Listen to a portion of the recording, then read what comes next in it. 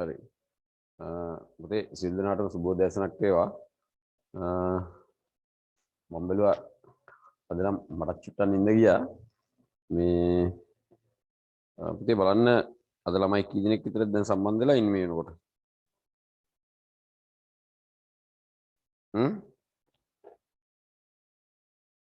කොච්චර කිව්වත් මේ උදේ පන්තියට සම්බන්ධ වෙන ප්‍රමාණය නම් අඩුයි. ඉතින් ඒක නම් කනගාටුදායකයි. නේද? කියන්නේ නොමිලේ අධ්‍යාපනයේ හරියන්නේ නැහැ වගේ ළමයි. නේද? නොමිලේ අධ්‍යාපනයේ හරියන්නේ නැහැ වගේ මට හිතෙන්නේ. හරි පුතේ බලන්න අපි දැන් මේ වෙනකොට කතා කරලා තියෙනවා PN සංදි ගැන. ඊළඟදී PN සංදි එකක් යොදා ගන්නා උපාංගය තමයි ඩයෝඩයක් කියලා කියන්නේ. ඊට පස්සේ ඒ ඩයෝඩය යොදාගෙන අපිට කරන්න පුළුවන් දෙයක් තමයි මොකද්ද? ඍජුකරණය. ඒ කියන්නේ ධාරාව එක් දිශාවකට විතරක් ගැලීමට සලස්වනවට අපි කියන්නේ ඍජුකරණය කියලා. ඒවල පුතේ ඍජුකරණයේ ආකාර දෙකක් තියෙනවා. නේද? මොනවද ආකාර දෙක? එකක් කියන්නේ ඍජුකරණයේ ආකාර දෙක මොනවද? කවුරු හරි කියන්න. පුතේ ඍජුකරණයේ ආකාර දෙකක් තියෙනවා මොනවද? කවුද අද උදේ ඉන්න කෙනෙක් කියන්න පුතේ කවුද?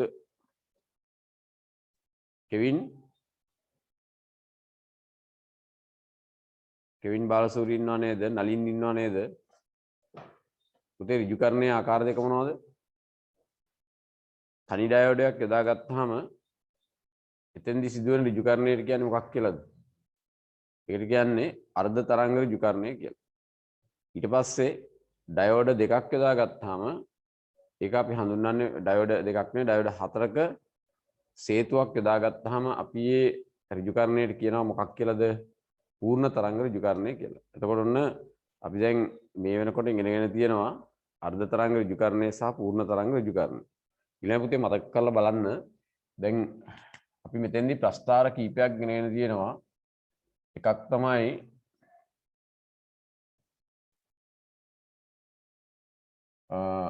V හෝ I නේ මෙතන. නේද? මෙන්න මේ වගේ ප්‍රස්ථාරයක්. මේ ප්‍රස්ථාරයෙන් නිරූපණය කරන්නේ මොන ධාරාවද?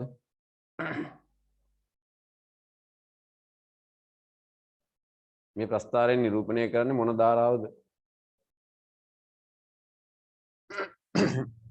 උත්තර දෙන්නේ නැහැ. මේ පුතේ සරල ධාරාව. මේ ප්‍රස්ථාරයෙන් නිරූපණය කරන්නේ සරල ධාරාව. ඊළඟ මේ වගේ ප්‍රස්ථාරයක් ගත්තොත් බලන්න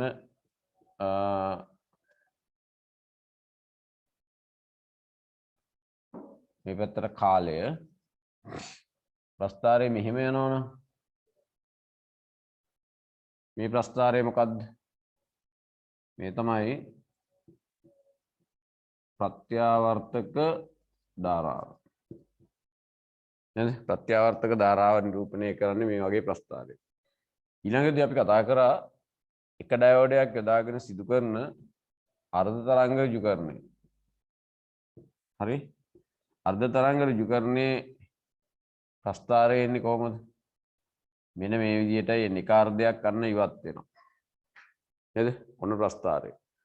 ඊළඟ පුතේ අපි ඉගෙන ගත්තා පූර්ණ තරංග ඍජුකරණය.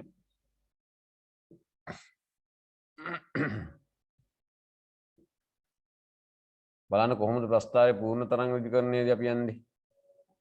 මෙන්න මෙහෙම. මෙන්න මේ වගේ ප්‍රස්ථාරයක්. හරිද? මෙන්න මේ අවස්ථා හතර අපි ඉගෙන තියෙනවා. තව අපිට කතා කරන්න තියෙනවා මේ අර්ධ තරංග ඍජුකරණය සහ පූර්ණ තරංග ඍජුකරණයේ සුමටනය. පුතේ දැන් එතනදී අර්ධ තරංග ඍජුකරණයේ පූර්ණ තරංග ඍජුකරණයේ සුමටනය ගැන කතා කරද්දී අපි සුමටනය කරන්න ඒ කියන්නේ වඩා සියුම් සරල ධාරාවක් බවට පත් කරගන්න පාවිච්චි කරනවා ධාරිතාව වැඩි ධාරිත්‍රකයක් නේද? ධාරිතාව වැඩි ධාරිත්‍රකයක්. එතකොට මේ ධාරිත්‍රකයක් මේ පරිපථයට සමාන්තරගතව සම්බන්ධ කරපුවාම අපිට පුළුවන් මේ වයින් ලැබෙන සරල ධාරාවද මේක හොඳම මට්ටමේ සරල ධාරාවක් නෙවෙයි. මෙතනොත් එහෙමයි. සරල ධාරාවක් නම් ප්‍රස්ථාරෙ මෙහෙම වෙන්න එපායි. එතකොට මේ සරල ධාරාවක් බවට පත් කරගන්න ධාරිතාවයෙන් වැඩි මොකක්ද යොදාගන්නේ? ධාරිත්‍රකයක් යොදා ගන්න. ඒක පරිපථයට සමාන්තරගතව සම්බන්ධ කරලා අන්න අපිට පුළුවන් සුමටනය කරන්න. පුතේ ඒ සුමටනය දක්වා ගිය සතියේ කතා කළාද? මේකටත් උත්තරයක් දෙන්න. මම ටියුට් එකේ වල තිබුණා නේද ඔයාලට? ඔයාලා ටියුට් එක අරන්ද තියෙන්නේ?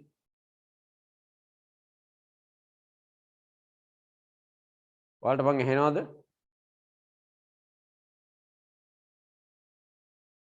පුතේ ඔයාලට ඇහෙනවද? ඇහෙනවා සර්. ඇහෙනවා. බලන්න මට කියන්න සුමටනය ගැන මොනවා හරි ලියාගත්තද නැත්නම් ටියුට් එකේ අපි කතා කරා දේ දක්වා?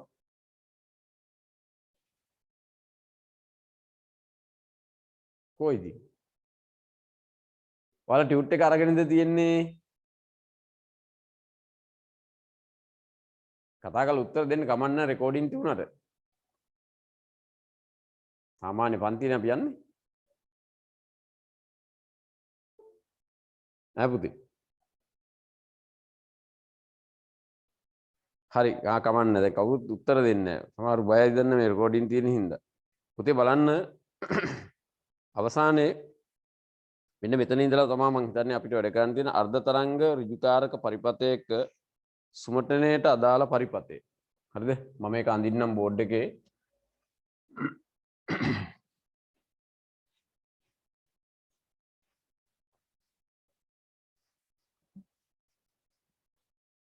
පුතේ බලන්න මෙහෙම මෙන්න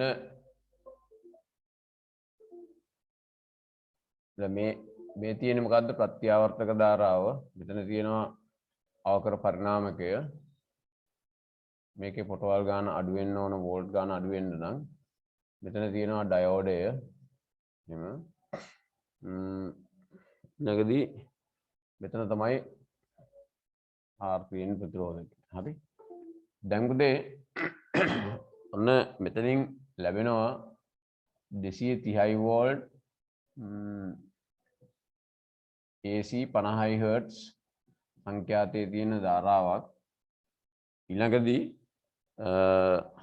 මෙතෙන්දී ඕක ඊට වඩා අඩු වෝල්ටීයතාවයක් බවට පත් වෙනවා. මෙතනින් ධාරාව ගලනවා මේ දිශාවට. හරි? එතකොට අපි මේකට සමාන්තරගතව මෙහෙම ධාරිත්‍රකයක් සම්බන්ධ කරොත් මේ විදිහට අපි ධාරිත්‍රකයේ සංකේතය මෙහෙම අඳින්නේ. ධාරිත්‍රකයක් සම්බන්ධ කරොත් අන්න ඕකට ඔය අවස්ථාවට තමයි අපි කියන්නේ පුතේ අර්ධ තරංග ඍජුකරණය කියලා. හරිද? ඔය රූප සටහනේ C කියලා දාලා තියෙන D කියලා දාලා තියෙන ඩයෝඩයට C කියලා දාලා තියෙන කැපැසිටර් කියලා කියන ධාරිත්‍රකය. හරි? එතකොට අන්න දැන් අපි බලමු මේකේ කොහොමද ප්‍රස්ථාරය වෙනස් වෙන්නේ කියලා. මම අඳින්න දීලා ඇති ටියුට් එකේ බලන්න අර්ධ තරංග ඍජුකරණයේ සුමටනයට අදාළ ප්‍රස්ථාරය අඳින්න කියලා. හරිද? එතකොට අර්ධ තරංග ඍජුකරණයේදී සුමටනය කිරීමට පෙර ප්‍රස්ථාරය මේ වගේ. මේ බලන්න. මෙහෙමනේ. මේ පැත්තේ කාලය මේ සුමටනයට පෙර. එතකොට තියෙන්නේ කොහොමද? R හරහා මොකද්ද? R හරහා වෝල්ටීයතාවනේ. වෝල්ටීයතාව. ඉතින් බලන්න සුමටනයට පෙර නම් අර්ධ තරංග ඍජුකරණය මෙන්න මේ වගේ ප්‍රස්ථාරයක් නේ එන්නේ. මේ සුමටනයට පෙර. හරිද? එහෙනම් ධාරිත්‍රකයක් යොදලා සුමටනය කරායින් පස්සේ ප්‍රස්ථාරය කොයි වගේද? මේ බලන්න. R හරහා වෝල්ටීයතාව. හරි? මෙතන කාලය. බලන්න දැන් ඒ ප්‍රස්ථාරයේදී දැන් මේම කොහොමනේ දැන් ඉස්සෙල්ලා තිබුණේ? කොහොමනේ? හරි? මේවා ඔහොම මකලා ගමු. දැන් මුතේ වෙන්නේ මේක මේම සම්බන්ධ වෙලා ඔහොම සම්බන්ධ වෙලා මෙන්න මේ වගේ ප්‍රස්ථාරයක් තමයි එන්නේ. හරිද? හරියට ගත්තොත් මෙහෙම ගිහිල්ලා ඔහොම ගිහිල්ලා ඔහොම ගිහිල්ලා ආපහු ඔහොම ගිහිල්ලා ඔහොම. ඉතින් බලන්න ඔයාලගේ පෙළ පොතේ මේක ඇඳලා තියෙනවා මම ඇඳපු එක බලන්න මෙන්න මේ විදිහේ හරිද එතකොට බලන්න අර වෙනදත් අර මුලින් මේ අවස්ථාවට වඩා මේක ටිකක් සරල රේඛාවකට ආසන්න වෙලා තියෙනවානේ එතකොට මේ තමයි එතකොට අර්ධ තරංග ඍජුකරණයේ සුමටනය කියලා කියන්නේ පුතේ මේ පරිපථයේ සමාන්තරගතව ධාරිත්‍රකයක් සම්බන්ධ කරන සාමාන්‍යයෙන් ධාරිතාව වැඩි මයික්‍රෝෆැරඩ් 2000ක් විතර වගේ ධාරිතාව වැඩි ධාරිත්‍රකයක් සමාන්තරගතව සම්බන්ධ කරපුවාම මෙන්න සුමටනයට පෙර අවස්ථාව ප්‍රස්ථාරය මෙන්න සුමටනයට පසු සුමටනයට පසු හරි දැන් එහෙනම් ඔයාලා ටියුට් එක ගත්තු අය මේ රූප සටහන අඳින්න අවශ්‍ය වෙන්නේ නැහැ ටියුට් එකේ තියෙනවා මේක දීලා ඊළඟට ඔයාලට පිටු අංක 4 අර්ධ තරංග ඍජුකරණයේ සුමටනයට අදාළ ප්‍රස්ථාරය අඳින්න කියලා කොටුවක් දීලා තියෙනවා මේ ටියුට් එක අරන් තියෙන අය ඒ කොටුවේ මෙන්න මේ ප්‍රස්ථාරය අඳින්න පෙළ පොතේ 61 වෙනි පිටුව පෙරලා ගන්න හැමෝම පෙළ පොතේ 61 වෙනි පිටුවේ අන්න ඒ අදාළ ප්‍රස්ථාර දෙක සුමටනයේ රහිතව ප්‍රතිදානය කියලා දීලා තියෙනවා ඊට පස්සේ සුමටනය සහිතව ප්‍රතිදානය කියලා අනිත් පැත්තේ දීලා තියෙනවා එතකොට මෙන්න මේක තමයි මේ සුමටනය සහිතව ප්‍රතිදානය කියන ප්‍රස්ථාරයේ ඒ කොටුවේ ඇඳ ගන්න ටියුට් එක print out අරන් තියන අය අනිත් අය ඉක්මනින් මේ රූප සටහනත් ඇඳලා ඔයගොල්ලෝ ලියන්න මොකද්ද අර්ධ තරංග ඍජුකරණයේ සුමටනය කියලා මාතෘකාව ලියලා මේ රූප සටහනත් ඇඳලා සුමටනයට පෙර ප්‍රස්ථාරය අඳින්න සුමටනයට පසු ප්‍රස්ථාරය අඳින්න පෙළ පොතත් බලන්න පෙළ පොතේ තියෙන විදිය හොඳට බලලා ඒක ඇඳ ගන්න පැහැදිලිද හරි මම පොඩි කාලයක් දෙන්නම්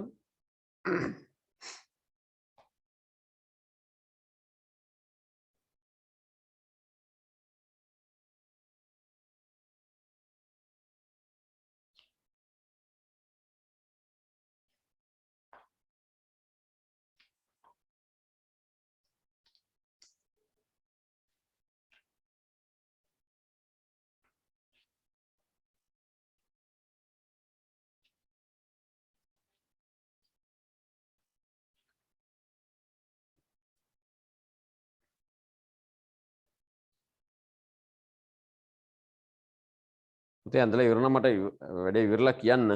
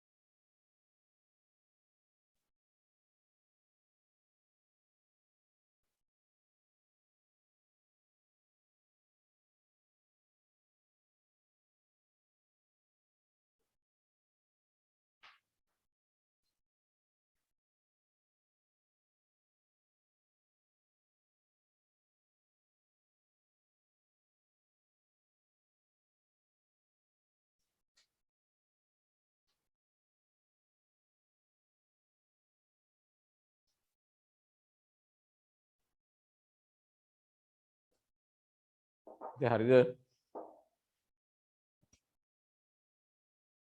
හරි. එහෙනම් ඔන්න මතක තියාගන්න අපිට අර්ධ තරංග ඍජුකරණයේදී පුතේ මේ මෙන්න මේ පරිපථ සටහන මතක තියෙන්න ඕන. එතකොට අර අර්ධ තරංග ඍජුකරණයේ සුමටනේ තියෙන වෙනස තමයි අපි මෙතෙන්ට සමාන්තරගතව මේ ආර්ට සමාන්තරගතව සවි කරනවා මොකද්ද? ධාරිත්‍රකය. හරි? එතකොට සුමටනේට පෙර මේ විදිහටයි අපි ප්‍රස්ථාරයේ එන්නේ. සුමටනේට පස්සේ දැන් බලන්න මේ දැන් මෙහෙම මේ විදිහට වෙන වෙනම තිබුණ කොටස් ටික ගැලවෙලා දැන් පොඩ්ඩක් මේක සරල ධාරාවක් වෙන්න ඇවිල්ලානේ. තේරුණා නේද? ඔන්න ඔය ටික මතක තියාගන්න ඕන. right. ඊළඟට අපි බලමු. පුතේ බලන්න පූර්ණ තරංග ඍජුකාරක පරිපථයක සුමටනේට අදාළ පරිපථ සටහන කියලා ඔයාලට ටියුට් එකේ දීලා ඇති මම. ටියුට් එක අරගෙන නැත්නම් අය අපිට රූප සටහන අඳින්න වෙනවා. බලමු.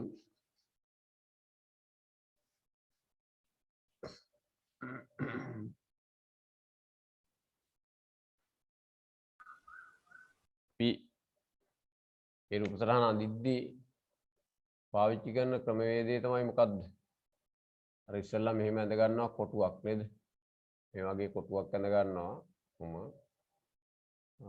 ඊට පස්සේ අපිට පුළුවන් මේ විදිහට ඩයෝඩ් අඳින්න. මේ ඩයෝඩේ මේ පැත්තට අඳින්න ඕන. මේ ඩයෝඩේ මේ පැත්තට අඳින්න ඕන. මේ ඩයෝඩේ මේ පැත්තට අඳින්න ඕන.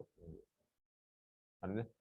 ඊට පස්සේ බලන්න පුතේ මේකේ කොහොම ඇවිල්ලා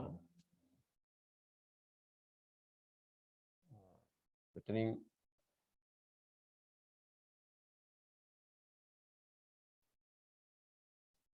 හරි. එතකොට මේක කොටවල් ගන්න අඩු වෙන්න ඕන කොහොමද වෙන්න ඕන. දැන් පුතේ මෙතන සම්බන්ධ වෙන්න ඕන මොකද්ද? මේ විදිහට ධාරිත්‍රකයක්. එතකොට මෙන්න මේ තමයි අදාළ පරිපථ සටහන. මේ තමයි C ධාරිත්‍රකය. මේ තමයි ඩයෝඩ සේතු ඍජුකාරක සේතුව. මේ හරිනේ. එතකොට පුතේ ඔන්න මේකෙදි මේ පරිපථ සටහන නිවැරදිව අපිට ඇඳ ගන්න පුළුවන් වෙන්න ඕන. හරිද? මේ පරිපථ සටහන. ඊළඟට අපි දන්නවා පූර්ණ තරංග ඍජුකරණයේදී එන ප්‍රස්ථාරය කොයි වගේ දෙන්නේ? මෙන්න t කාලය r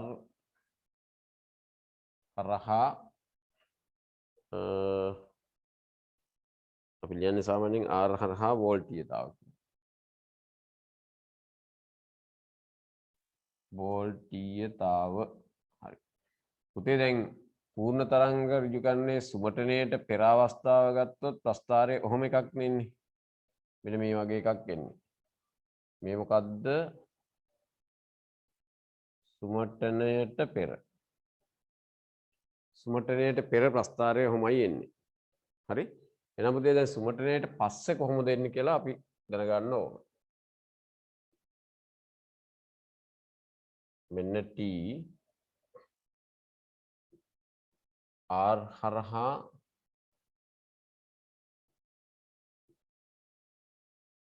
වෝල්ටීයතාව. හරිද? දැන් පුතේ සුමටනයට පසු අවස්ථාවයි අපි මෙයා දින්නේ. සුමටනයට පසු. ඉතින් බලන්න කොහොමද වෙන්නේ කියලා. සුමටනයට පසු අවස්ථාවේදී පෙළපොතේ පෙරලා ගන්නවාලා පිටු අංකය 62.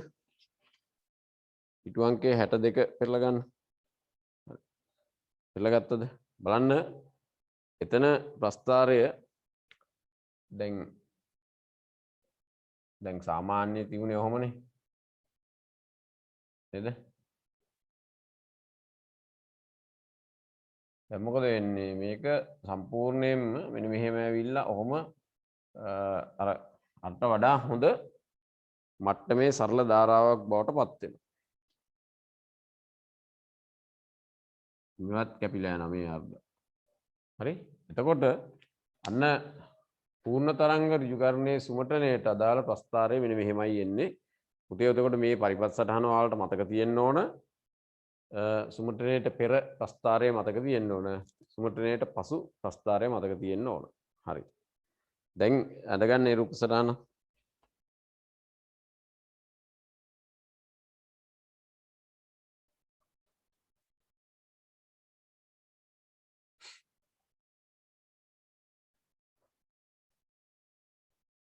ඇඳලා ඉවරලා කියන්න.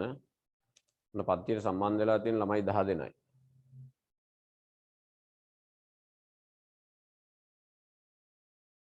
ඒකට මට මේ පාඩම මම මේ විදිහට කරගෙන යනවා. එතනින් පස්සේ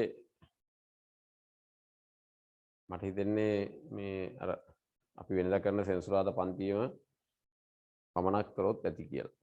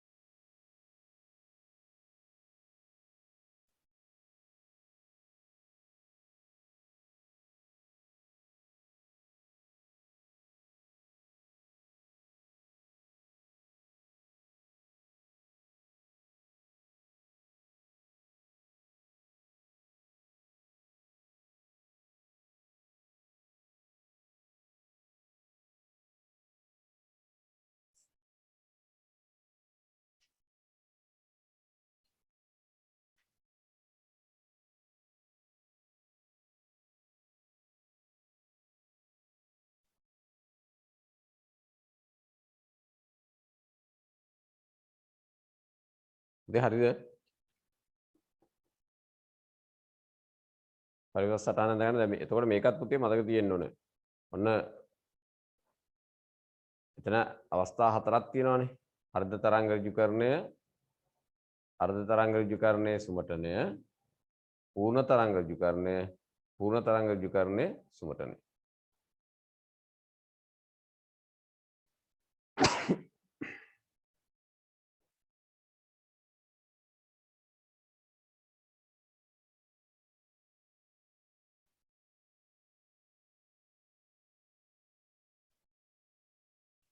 ඉතින් හරිද?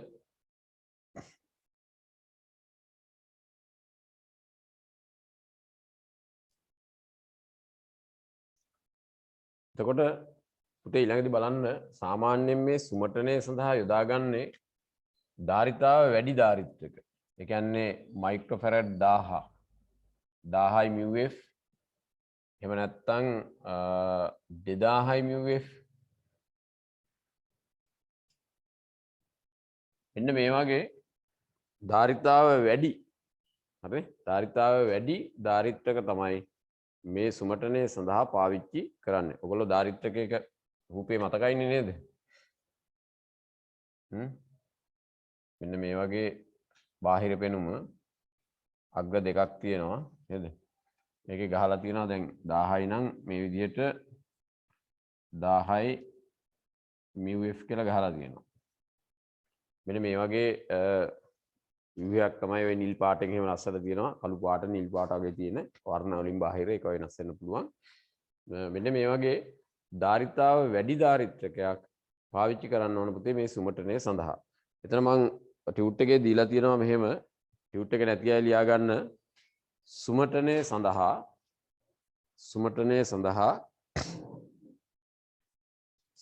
සඳහා දැන් ලියන්න මෙහෙම 1000 mu f කමාවක් 2000 mu f සුමටනේ සඳහා 1000 mu f කියලා ලියලා කමාවක් දාලා 2000 mu f වැනි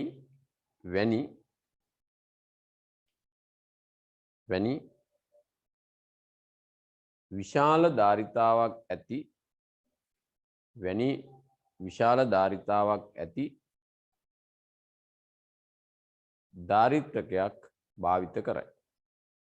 විශාල ධාරිතාවක් ඇති ධාරිත්‍රකයක් භාවිත කරයි.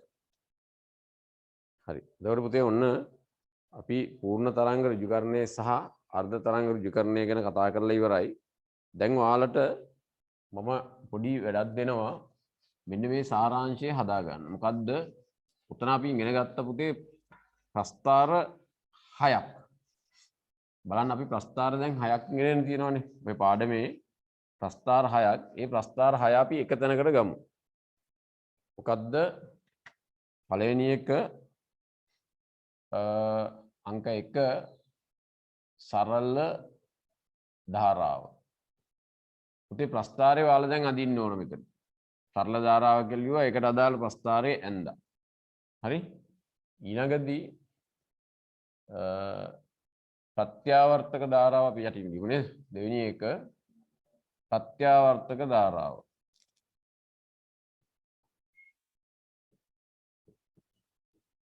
ප්‍රත්‍යාවර්තක ධාරාව නිරූපණය කරන ප්‍රස්ථාරය අඳින්න මෙතන.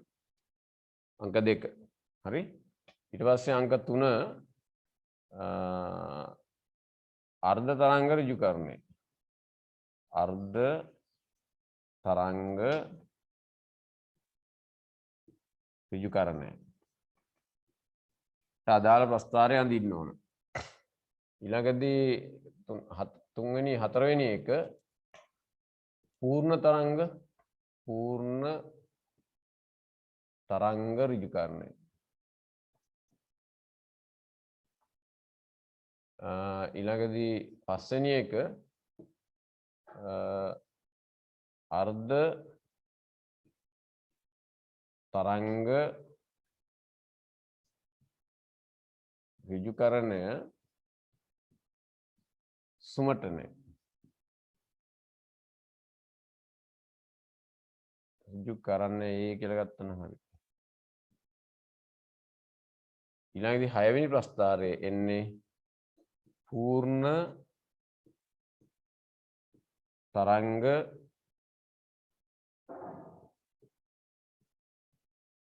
ඍජුකරණයේ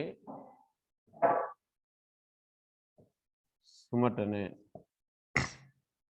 පූර්ණ තරංග ඍජුකරණයේ සුමටනේ. හරි.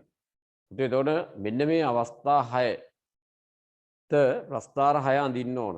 ඒකට දැන් කාලය ගන්න අවශ්‍ය නැහැ. ඉස්සලා පොතේ මේ විදිහට ලියන්න. සරල ධාරාවට අදාළ ප්‍රස්ථාරය අඳින්න ඕන මෙතන. ප්‍රත්‍යාවර්තක ධාරාවට අදාළ ප්‍රස්ථාරය අඳින්න ඕන. අර්ධ තරංග ඍජුකරණයට අදාළ ප්‍රස්ථාරය අඳින්න ඕන. පූර්ණ තරංග ඍජුකරණයට අදාළ ප්‍රස්ථාරය අඳින්න ඕන. අර්ධ තරංග ඍජුකරණයේ සුමටනයට අදාළ ප්‍රස්ථාරය සහ පූර්ණ තරංග ඍජුකරණයේ සුමටනයට අදාළ ප්‍රස්ථාරය. මෙන්න මේ ප්‍රස්ථාර 6ම පුතේ ඔයාලට පැහැදිලිව මතක තියෙන්න ඕන. මොකද හේතුව විභාගෙදී මේ වගේ මේ පාඩමෙන් මොනවා හරි ප්‍රශ්නයක් ඇහුවොත් ඔය ප්‍රස්ථාර 6න් එකක් අහනවා. අනිත් එක තමයි බහුවර්ණ ප්‍රශ්න පත්‍රයේ කොහේ හරි තැනක මේ ප්‍රස්ථාරයක් සම්බන්ධව ප්‍රශ්නයක් එන්න ඉඩ තියෙනවා. ඒ නිසා ඔයාලා මේ 6 ලියාගෙන දැන් නෙමෙයි දැන් අඳින්න ගන්න කාලේ ගන්න එපා. ගෙදරදී ආපෞසරයක් ඔයාලා ඇඳපු ප්‍රස්ථාරනේ පෙළපතත් හොඳට බලලා හරි පැහැදිලිව මේ ප්‍රස්ථාර 6 ඇඳගෙන මතක තියාගන්න. ඊළඟදී ඔයගොල්ලෝ පාඩම් කරන තැන ඔය බිත්තියේ හරි එහෙම නැත්නම් මේසේ මම කියලා තියෙනවා ඔයගොල්ලන්ට මේසෙට අර ඝන පොලිතීන් එකක් දාගන්න. විනිවිද පේන ඝන පොලිතීන් එකක් දාගන්න. එතකොට ඒක ඇතුළට අපිට ඔය මතක තියාගන්න ඕන කෝණේවා කොලයක ලියලා දාන්න පුළුවන්. එතකොට ඒක දකින්නවා නිතර. ඊට පස්සේ ඒවා පරණ වෙනකොට මතක තියෙනකොට ඒක අයින් කරලා ආය අලුතෙන් අලුතෙන් ඒවා දාගන්න පුළුවන්. තේරුණා නේද? හරි. එහෙනම් ඔන්න ඔය ප්‍රස්තාර ටික අඳින්න ඉඩ තියන්න. ඊළඟදී අපි කතා කරන්න යන මාතෘකාව පුතේ ආලෝක විමෝචක ඩයෝඩ්. හරිනේ? මාතෘකාව ලියන්න ආලෝක විමෝචක ඩයෝඩ් කියලා. ආලෝක විමෝචක ඩයෝඩ්. ආලෝක විමෝචක ඩයෝඩ්. පුතේ මෙතනදී ආලෝක විමෝචක ඩයෝඩ් වලට අපි කියන්නේ LED කියලානේ. නේද? අපිට එහෙනම් LED කියපුවම අපි දන්නවා. උනාට හුඟක් දෙනෙක් කියනවා මේ LED බල්බ කියලා. LED එකක් කියලා කියන්නේ පුතේ බල්බයක් නෙවෙයි ඩයෝඩයක් නේ. එතකොට LED පහන් කියලා අපි පාවිච්චි කරනවා මොකද LED භාවිතා කරලා හදපු බල්බ තියෙන නිසා. නමුත් LED එකක් කියන්නේ බල්බයක් නෙවෙයි. නේද? LED එකක් කියලා කියන්නේ ආලෝක විමෝචක ඩයෝඩයක්. මොකද ඒකේ තියෙනවා පුතේ ඒ PN සංදියේ නේද? ඒ PN සංදියෙන් විදුලිය සපයපුවාම ආලෝකය නිකුත් වෙනවා. ඒ තමයි විශේෂත්වය. හරි. එතකොට ඒ අර්ථයේ පුතේ ලියන්න මෙහෙම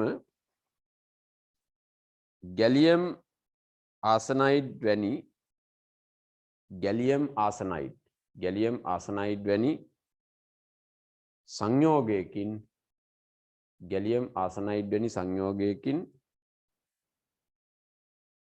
අර්ධ සන්නායක ලෙස භාවිත කොට සංයෝගයක් කියලවන හරි වැනි සංයෝගයක් අර්ධ සන්නායකය ලෙස භාවිත කොට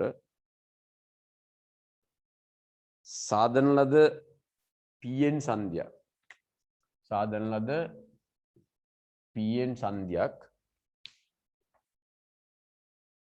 ඉදිරි නැඹුරු කළ විට සාධන ලද PN සංධියක් ඉදිරි නැඹුරු කළ විට PN සංධිය අසලදී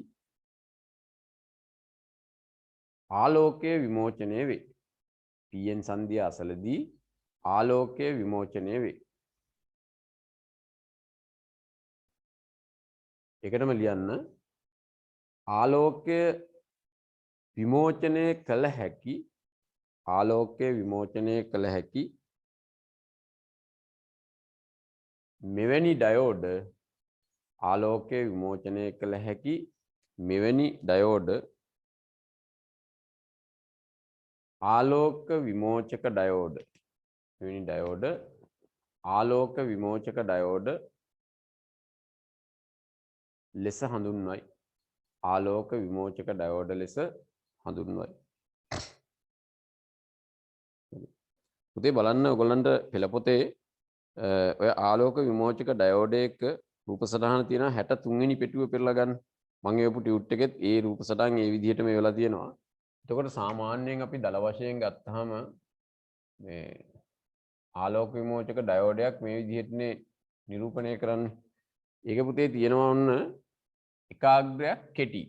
මේ කෙටි අග්‍රයට කියන්නේ K කියලා දාලා තියෙන මේක කැතෝඩය. ඒ තමයි කෝෂයේ ඍණාග්‍රය සම්බන්ධ කරන අග්‍රය. ඊළඟදී අනිත් එක A කියලා දාලා ඇති ඒ ඇනෝඩය ඒ තමයි කෝෂයේ ධනාග්‍රය සම්බන්ධ කරන්නේ. එතකොට සාමාන්‍ය පුතේ LED එකක් අපි වෙළඳ පොලෙන් මිලදී ගන්නකොට දැන් පිරිළමයි නම් මේවා දන්නවා මේ දිගු අග්‍රය තියෙනවානේ. දිගු අග්‍රය තමයි අපි කෝෂයේ ධන පැත්තට සම්බන්ධ කරන්නේ. මේ කෙටි අග්‍රය තමයි කෝෂයේ ඍණ පැත්තට සම්බන්ධ කරන්නේ. එහෙම සම්බන්ධ කරපුවාම තමයි මේ LED එක පෙරනැඹුරු අවස්ථාවේ තියෙන්නේ. එතකොට තමයි මේකෙන් ආලෝකය නිකුත් වෙන්නේ. හරිද? දැන් අපි හිතමු මෙහෙම හදිසියේ මේ දෙකේම අග්‍ර දෙක දැන් කවුරු හරි සමානව කපලා තියෙනවා. අග්‍ර දෙක සමානව කපලා තියෙනවා. දැන් අපිට අන්න දිග වැඩි අග්‍රය ධනාග්‍රය කියලා නැත්නම් ඇනෝඩය කියලා ගත්තට ඉතින් මෙතන මේ A කියලා දාන්නේ ඇනෝඩය කියන්න. ඇනෝඩය K කියලා දාන්නේ මෙතන කැතෝඩය කියන්න. හරි? දැන් එතකොට මේ අග්‍ර දෙකෙන් අපි දැන් LED එකක් හඳුනා ගන්න දන්නේ කොහොමද? දිගින් වැඩි අග්‍රය තමයි ධන, දිගින් අඩු අග්‍රය තමයි ඍණ නැත්නම් කැතෝඩය. එතකොට මේකට කෝෂයේ ධනාග්‍රයත් මෙයාට කෝෂයේ ඍණාග්‍රයත් සම්බන්ධ කරපුවාම මේක දැල් වෙනවා. හැබැයි දැන් ඔන්න ඩයෝකේ අග්‍ර දෙකම සමානව කපලා තියෙනවා එක සමානයි. දැන් එතකොට හඳුනා ගන්න පුළුවන්? හඳුනා ගන්න බෑ. දැන් අපි එහෙම වෙලාවට කොහොමද හඳුනාගන්නේ? සාමාන්‍යයෙන් පුතේ මේ LED එකක් දැල්වන්න මේ වියලි කෝෂ කීයක් ඕනද? අඩුම වශයෙන් වියලි කෝෂ කීයක් ඕනද? LED එකක් දැල්ව ගන්න. පිට ළමයි නම් දන්නවා හරියට. ගැන් ළමයිනුත් දන්නවා. උත්තර දෙන්න නැතුව මිස. ඉතින් වියලි කෝෂ කීයක් ඕනද LED එකක් දැල්වන්න අඩුම තරමේ? අඩුම තරමේ වියලි කෝෂ දෙකක් ඕන. මොකද හේතුව එක වියලි කෝෂයකින් ලැබෙන වෝල්ටීයතාවය කීයද? සාමාන්‍යයෙන් 1.5 නේ. නේද? වියලි කෝෂයකින් ලැබෙන්නේ 1.5. ඒතකොට සාමාන්‍යයෙන් LED එකක් දැල්වෙන්න වෝල්ට් අඩුම තරමේ 1.8ක්වත් ඕන. ඒ කියන්නේ මේ තනි කෝෂයකින් එනම් දැල්වන්න බෑනේ. කෝෂ දෙකක් ඕන. කෝෂ දෙකකින් ලැබෙනවා වෝල්ට් 3ක් ලැබෙනවානේ. එතකොට 1.8ට වඩා වැඩි වෝල්ටීයතාවයක් ලැබෙන නිසා LED එක දැල්ව ගන්න පුළුවන්. එහෙනම් දරුවෝ ඔන්න දැන් LED එක එහෙනම් මේ අග්‍ර දෙක සමාන තිබ්බනම් හඳුනාගන්නේ කොහොමද? අපි ඉස්සෙල්ලා කොයි හරි අග්‍රයකට කෝෂයේ ධන පැත්තයි ඍණ පැත්තයි අනිත් අග්‍රයට සම්බන්ධ කරලා බලනවා. දැල්ුනේ නෑ කියන්නකෝ. දැන් අග්‍ර මාරු කරලා සම්බන්ධ කරමු. අන්න ඒ දැල්ුණා නම් කෝෂයේ ධන පැත්ත සම්බන්ධ වෙලා තියෙන අග්‍රය ඇනෝඩය වෙනවා. කෝෂයේ ඍණාග්‍රය සම්බන්ධ වෙලා තියෙන අග්‍රය මොකද්ද වෙන්නේ? කැතෝඩය වෙනවා. ඒ විදිහට අපිට කෝෂ දෙකක් යොදාගෙන හඳුනා ගන්න පුළුවන්. හරි. එහෙනම් පුතේ ඔන්න LED එක සංකේතයක් තියෙනවා. මේ තමයි බාහිර පෙනුම. LED එකේ සංකේතය මොකද්ද? මේකත් අර ඩයෝඩේ සංකේතය වගේමයි. අපි සංකේතය අඳින්නේ මෙහෙම. මෙන්න මේ විදිහට සංකේතය අඳිනවා. ඔහොම. ඇදලා මෙන්න මෙහෙම ඊතල දෙකක් ගහනවා. මේකෙන් පෙන්වන්නේ ආලෝකය පිට වෙනවයි කියන එක. හරිද? එතකොට ආලෝකය පිට වෙනවා කියන්නේ මේ ඊතලේ හැම අතරම ගහලා කොහේ හරි ගැහුවට හරියන්නේ නැහැ. මේ විදිහටයි ගහන්නේ. එතකොට සංකේතයක් සම්මත සංකේතයක් අඳිනකොට ඒ නිවැරදි ක්‍රමය අනුගමනය කරන්න ඕන. එතකොට මේ පැත්ත තමයි පුතේ ඇනෝඩය, මේ පැත්ත තමයි කැතෝඩය. එහෙනම් ඔන්න ඔයාලා ඉස්සෙල්ලා ටියුට් එක අරගෙන නැති අය LED එක බාහිර පෙනුම කියලා මේ බාහිර පෙනුම රූප සටහන ඇඳ ගන්න. මෙහෙම ඇඳගත්තොත් ඇති. LED එක බාහිර පෙනුම. මෙහෙම ඇඳ ගන්න රූප සටහන.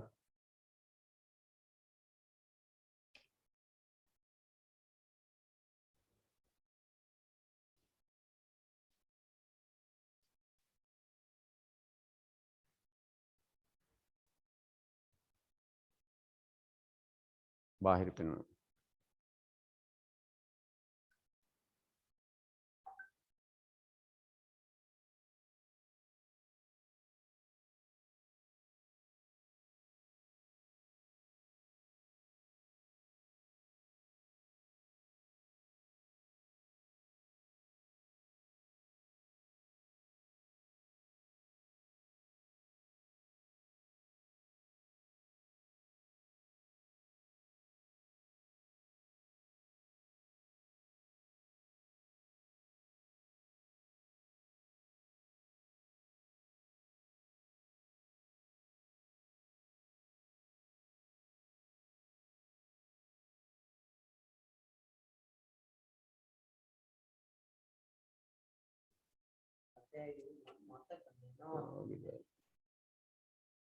ඉතින් හරිද? LED එක බාහිර පෙනුම අඳින්න සංකේතයක් අඳින්න මේ තියෙන බාහිර පෙනුම.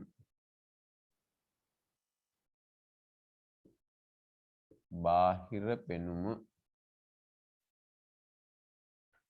මේ තියෙන සංකේතය. හරි? බාහිර පෙනුමත් අඳින්න සංකේතයක් අඳින්න.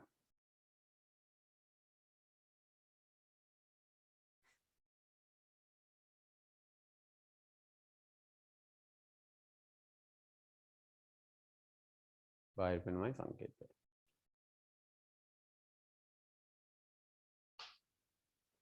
එතනද එතකොට පුතේ LED දැන් සාමාන්‍යයෙන් අපි LED මොනවටද පාවිච්චි කරන්නේ? දැන් LED එක එක ඒවා තියෙනවා. බලන්නකෝ දැන් සාමාන්‍යයෙන් LED ගත්තාම රතු කහ කොළ නිල් වර්ණ නේද? ඊළඟදී ඊට අමතරව පාරජම්බූල කිරණ සහ අදෝරක්ත කිරණ විමෝචනය කරන්න පුළුවන් LED වෙළඳ පොලේ තියෙනවා. දැන් ඔය අදෝරක්ත කිරණ නිකුත් කරන්න පුළුවන් LED තමයි අපි පාවිච්චි කරන්නේ මොනවටද? දැන් ඔය රිමෝට් කන්ට්‍රෝල් වල එහෙම තියෙන්නේ නේද? ඒ වගේ මේ ආලෝකය එක එක වර්ණ ආලෝක නිකුත් කරන LED තියෙනවා. ඒ කියන්නේ විශේෂයෙන්ම රතු කහ කොළ සහ නිල් කියන වර්ණ නේද? ඊට පස්සේ සුදු වර්ණයේ නිකුත් කරන ඒවාත් තියෙනවනේ. ඊට අමතරව පාරජම්බුල කිරණයි අදෝරක්ත කිරණ විමෝචනය කළ හැකි LED වෙළඳ පොලේ තියෙනවා. ඒක ලියා ගන්න වෙයිද? කමන්න යටින් ලියන්නකො මෙහෙම. රතු කහ කොළ කමාදාල් ලියන්න රතු කහ කොළ සහ නිල් වර්ණද පාරජම්බුල අල්ට්‍රාවයලට් නේ UV පාරජම්බුල සහ අදෝරක්ත කිරණද IR කියන්නේ පුතේ අදෝරක්ත කිරණද විමෝචනය කළ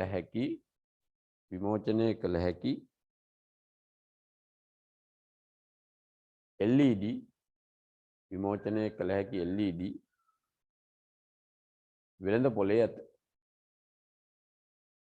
වෙළඳ පොලේ ඇත. හරි. ඔන්න ඊළඟදී අපි කතා කරන්න යන්නේ පුතේ මොකද්ද? මේ සූර්ය කෝෂ පිළිබඳ. හරිද? ඊට අමතරව දැන් පුතේ දැන් ඉස්සරෝම දැන් අපි ආලෝකය ලබා ගන්න පාවිච්චි කරේ මොනවද?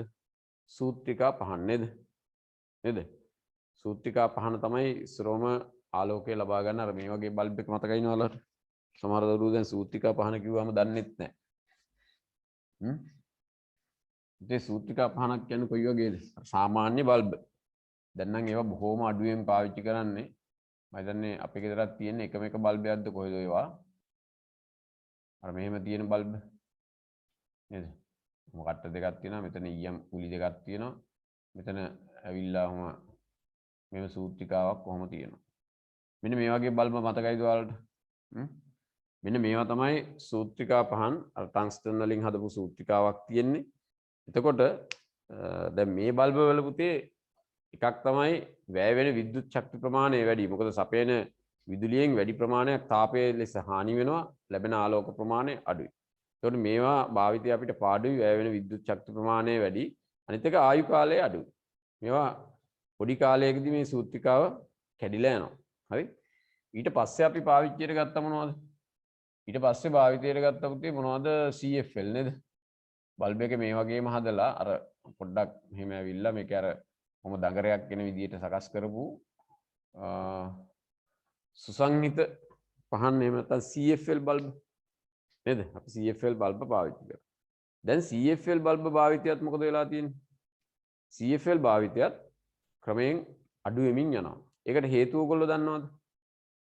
වැඩිම හේතුව තමයි මොකද්ද? දැන් CFL බල්බ පුතේ කැඩුනහම ඒවා අපි පරිසරයට එකතු කරනවානේ. ඒ CFL බල්බ ඇතුලේ රසදිය ආලේපයක් තියෙනවා. ඒතකොට රසදිය විෂ සහිතයි. ඒ නිසා ඒවා පරිසරයට එකතු වෙනවා කියන්නේ පරිසර දූෂණය ඉතා ශීඝ්‍රයෙන් සිද්ධ වෙනවා. දැන් ඒවා භාවිතයත් පොඩ්ඩක් මොකද වෙලා තියෙන්නේ? අඩු වෙමින් යනවා. ඊට පස්සේ අන්න දැන් ඒ සඳහා අපි පාවිච්චි කරනවා මොනවද? විවිධ හැඩයට නිර්මාණය කරගත්තු මේ මොනවද? LED සහිත.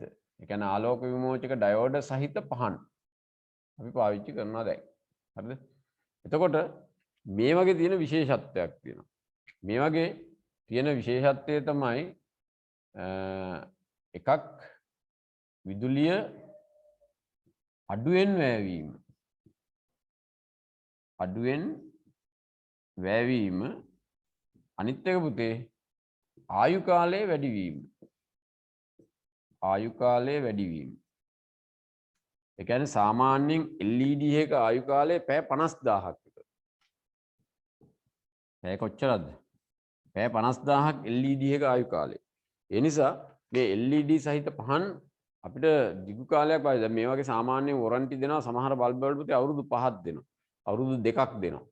ඒ කියන්නේ එච්චර කාලයක් එක වැඩි කාලයක් අපිට පාවිච්චි කරන්න පුළුවන්. මොකද හේතුව එක LED එකක් ගත්තොත් ඒකේ ආයු කාලය කීයද? පැය 50000ක් විතර. ඒ නිසා අන්න වැඩිපුර මේ LED සහිත පහන් භාවිතයට දැන් අපි පෙළඹලා ඉන්නවා. එකක් වැය වෙන විද්‍යුත් ශක්ති ප්‍රමාණය අඩුයි. අනිත් එක ආයු කාලය වැඩි. ඒ නිසා ඒවා භාවිතය අපිට ලොකු වාසියක් තියෙනවා. පැහැදිලිද? හරි. එහෙනම් පුතේ ඔන්න ඒ කාරණේ නම් ලියන්න අවශ්‍ය වෙන්නේ නැති වෙයි නේද?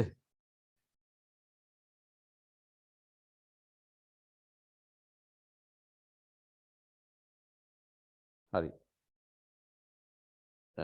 කමන්න එහෙනම් වෙනම කාරණයක් ලියලා තියන්නකො. නෑ ඒක අවශ්‍ය නෑනේ. ඔයාලට තේරෙනවා මතකයිනේ. right. එහෙනම් පුතේ ඔන්න අපිට ඊළඟදී කතා කරන්න තියෙන්නේ මේ සූර්ය කෝෂ පිළිබඳ. මාතෘකාව ලියන්න සූර්ය කෝෂ කියලා. ටියුට් එක ළඟට ටියුට් එක අරගෙන නැති අය අනිවාර්යෙන් ලියන්න සූර්ය කෝෂ කියලා මාතෘකාව. හරි. එතන ලියන්න බලන්න පුතේ දැන් සූර්ය කෝෂවලදී හුඟක් වෙලාවට පාවිච්චි කරන්නේ සිලිකන් වලින් හදන ලද PN සංදි. හරිද? සිලිකන් PN සංදි බලන්නකෝ. මොනවද?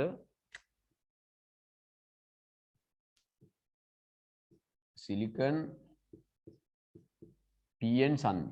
මේ සිලිකන් PN සංදි වල මතට සූර්යාලෝකයේ වැටෙනකොට අන්නේ PN සංදියෙන් විදුලිය නිපද වෙනවා. මෙන්න මේ භාවිතය තමයි සූර්ය කෝෂ නිපදවීමට යොදාගන්නේ. එතකොට එක සූර්ය කෝෂයකින් ලැබෙන්නේ කුඩා වෝල්ටීයතාවයක්. එතකොට ඒක මදි නිසා සූර්ය කෝෂ විශාල සංඛ්‍යාවක් එකිනෙක සම්බන්ධ කරපු සූර්ය පැනලයක් තමයි පාවිච්චි කරන්නේ. එතකොට දැන් පුතේ මේ සූර්ය කෝෂ භාවිතය දැන් ටිකක් ජනප්‍රිය වීගෙන එනවා. මේකට විදුලි බල මණ්ඩලය එච්චර කැමති නැහැ. විදුලි බල මණ්ඩලය ඒකට විරුද්ධ වෙනකොට දැන් මම හිතන්නේ ආයේ කැබිනට් පත්‍රිකාවක් දාලා දැන් ඒක සංශෝධනය වෙලා තියෙනවා. විදුලි බල මණ්ඩලයට මේක සාමාන්‍ය පාරිභෝගිකයන්ට සූර්ය පැනල භාවිතය දීලා තියෙනවා. එහෙම වුණාම දැන් අපිට පුළුවන් අපේ වහල නිදහසේනේ තියෙන පුතේ. ලංකාව කියන්නේ හොඳට අවුරුද්දේ වැඩි කාලයක්. ඒ කියන්නේ අවුරුද්දේ සාමාන්‍යයෙන් මාස 12ම වගේ හොඳට සූර්යාලෝකය ලැබෙන රටක් මේ ශ්‍රී ලංකාව කියන්නේ. මොකද හේතුව අපි හරියටම සමකයට නේද? උතුරාක්ෂාංශ 5-10ත් අතරින් ලංකාව පිහිටලා තියෙන්නේ. ඒ නිසා හොඳට අපිට සූර්යාලෝකය ලැබෙනවා. අපේ ලංකාවේ විදුලිය නිෂ්පාදනය කරන්න ඇත්තටම හොඳම විකල්ප ශක්ති ප්‍රභවයක් තමයි මේ සූර්ය ශක්තිය යොදාගන්නේ. එතකොට අපිට පුළුවන්කම තියෙනවා පුතේ දැන් එක එක පැකේජ් තියෙනවා ගන්න. සාමාන්‍යයෙන් ලක්ෂ 5න් එහා ඉඳලා මම හිතන්නේ ලක්ෂ 8 10 ඔය වගේ ගණන් වලට තියෙනවා. අපිට එහෙම සූර්ය කෝෂ සූර්ය පැනල කට්ටලයක් සවි කරගත්තාම ඒකෙන් අපිට අවශ්‍ය කරන නිවසට අවශ්‍ය කරන විදුලිය නිපදවා ගන්න පුළුවන්. එතකොට ඒක නිවසේදී අපි මේ විදුලිය පාවිච්චි කරන්න පුළුවන්. ඊට පස්සේ අනිත් වැදගත්ම දේ තමයි මොකද්ද? අපිට අතිරික්ත නිපද වෙන විදුලි ශක්තියක් තියෙනවා නම් ඒක විදුලි බල මණ්ඩලයට අලෙවි කරන්න පුළුවන්. ඒ විතරක් නෙවෙයි ඒ සූර්ය කෝෂ සවි කරගන්න 104ක ණයක් බැංකු ණයක් විදියට ණයක් ලබා ගැනීමේ හැකියාවක් තියෙනවා. ඉතින් ප්‍රශ්නකට තියෙන්නේ දැන් මේවා හොඳ ක්‍රමවේද ආවට මේවා පුතේ මහ ජනතාව අතර ප්‍රචලිත වීම මොකද වෙලා තියෙන්නේ? අඩුයි. ඒ මහ ජනතාව අතර ප්‍රචලිත වෙන්නේ නැත්තේ සාමාන්‍ය මිනිස්සුන්ට ඒවා ගන්න පුළුවන් මිලකට මොකක් හරි සහනදායී ක්‍රමයකට ඒවා ලැබෙන්න ඕන. නමුත් වෙන්නේ මොකද්ද? එහෙම ලැබෙන්නේ අපිට ගන්න තියෙන මූලික වියදම වැඩි. එතකොට අපි බලනවා අපේ ආයුෂත් එක්ක ලයිට් බිල් ගෙවුවොත් අපිට මේකෙන් යන්නේ කොච්චර වියදමක්ද? එතකොට අපි හිතනවා ආ රයිට් එහෙනම් මේක ගන්නවට වැඩිය ඕන ඔය මොහොම ලයිට් බිල ගෙවාගෙන යනවා කියලා. තේරුණාද? දැන් විදුලි බල මණ්ඩලයේ ලයිට් බිලත් ලේසියෙන් ගෙවන්න බෑ. ලොකු ගාණක් තියෙනවා නේද? ඔයගොල්ලෝ දන්නවා දැන් සමහර ගෙවල් වලට දැන් ඔයගොල්ලන්ගේ ගෙවල්ලත් ඒ භාවිතය අනුව දැන් අපි මේ ඔන්ලයින් මේවා කොම් පාවිච්චි කරනකොට විදුලි බිල විශාල ලෙස වැඩි වෙනවා. දැන් අපි රුපියල් සාමාන්‍යයෙන් 3000 ගාණක් විතර මාසෙකට එනවා. සමහර ගෙවල් 5000 6000 එන ගෙවල් තියෙනවා. තේරුණාද? ඉතින් ඒ නිසා අන්න සූර්ය කෝෂ කට්ටල සවි කරගන්න පුළුවන් නම් අපිට ඊටාම ලාභදායී වේ. කියන්නේ අපේ ගෙදර විදුලියත් සපයා ගැනීමෙන් අපිට අතිරික්ත විදුලි බල මණ්ඩලයට අලෙවි කරලා මුදලක් ලබා ගන්නත් පුළුවන්කම තියෙනවා. තේරුණාද? මාත් දැන් හිතමින් යනවා මේ එහෙම ක්‍රමවේදයකට එන්න පුළුවන්ද කියලා අපි බලමු ඉස්සරහට නේද.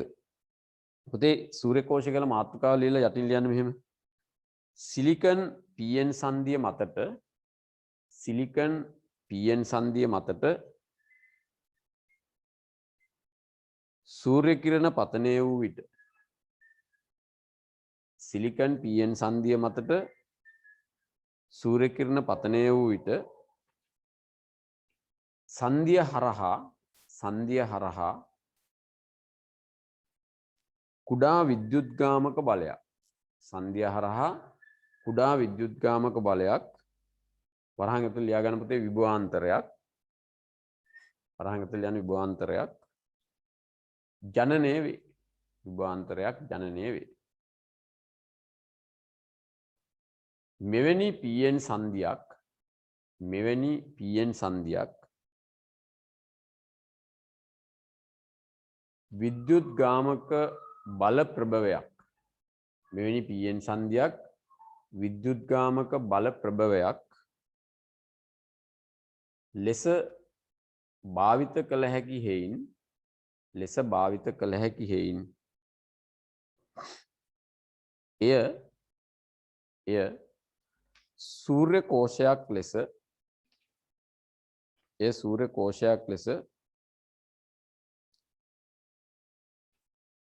එය සූර්ය කෝෂයක් ලෙස හඳුන්වයි.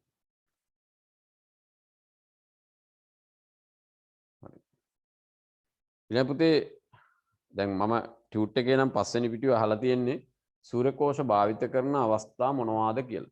දැන් ඔයගොල්ලෝ ටියුට් එක ළඟ නැති අය ලියන්න සූර්ය කෝෂවල භාවිත කියලා මාතෘකාවක් විදිහට ලියා ගන්න. සූර්ය කෝෂවල භාවිත.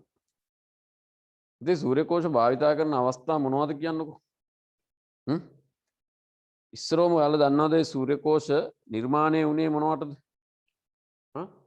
සූර්ය කෝෂ මුලින්ම නිර්මාණය වෙන්නේ පුතේ අභ්‍යවකාශයට යවන ලද චන්ද්‍රිකාවලට අවශ්‍ය කරන විදුලිය නිෂ්පාදනය කරගන්න තමයි මුලින්ම සූර්ය කෝෂ නිර්මාණය වෙන්නේ. මොකද මෙහි ඉඳලා වයර් ඇදලා චන්ද්‍රිකාවක් යවන්න බෑනේ උඩට. තේරුණා නේද? එතකොට චන්ද්‍රිකාවක් ගුවන්ගත කරපුවාම අභ්‍යවකාශයට යවපුවාම ඒකේ කටයුතු වලට ඒකේ ක්‍රියාකාරීත්වයට අවශ්‍ය කරන විද්‍යුත් ශක්තිය නිපදවා ගැනීම උදෙසා තමයි මුලින්ම සූර්ය කෝෂ නිර්මාණය වෙන්නේ. ඊට පස්සේ ඒක අන්න අපේ එදිනෙදා භාවිතයට එනවා ක්‍රමයෙන්. එහෙනම් බලන්න අපි සූර්ය කෝෂ පාවිච්චි කරනවා පුතේ ඇතම් ඔරලෝසු වල නේද? අර සංඛ්‍යාංක ඔරලෝසු තියෙනවා ඩිජිටල් ඔරලෝසු. ඒ වගේ තියෙනවා පුතේ සමහර වගේ සූර්ය කෝෂ. එතකොට ඒවා විදුලිය නිපද වෙනවා ඔරලෝසු වැඩ කරනවා. හරි?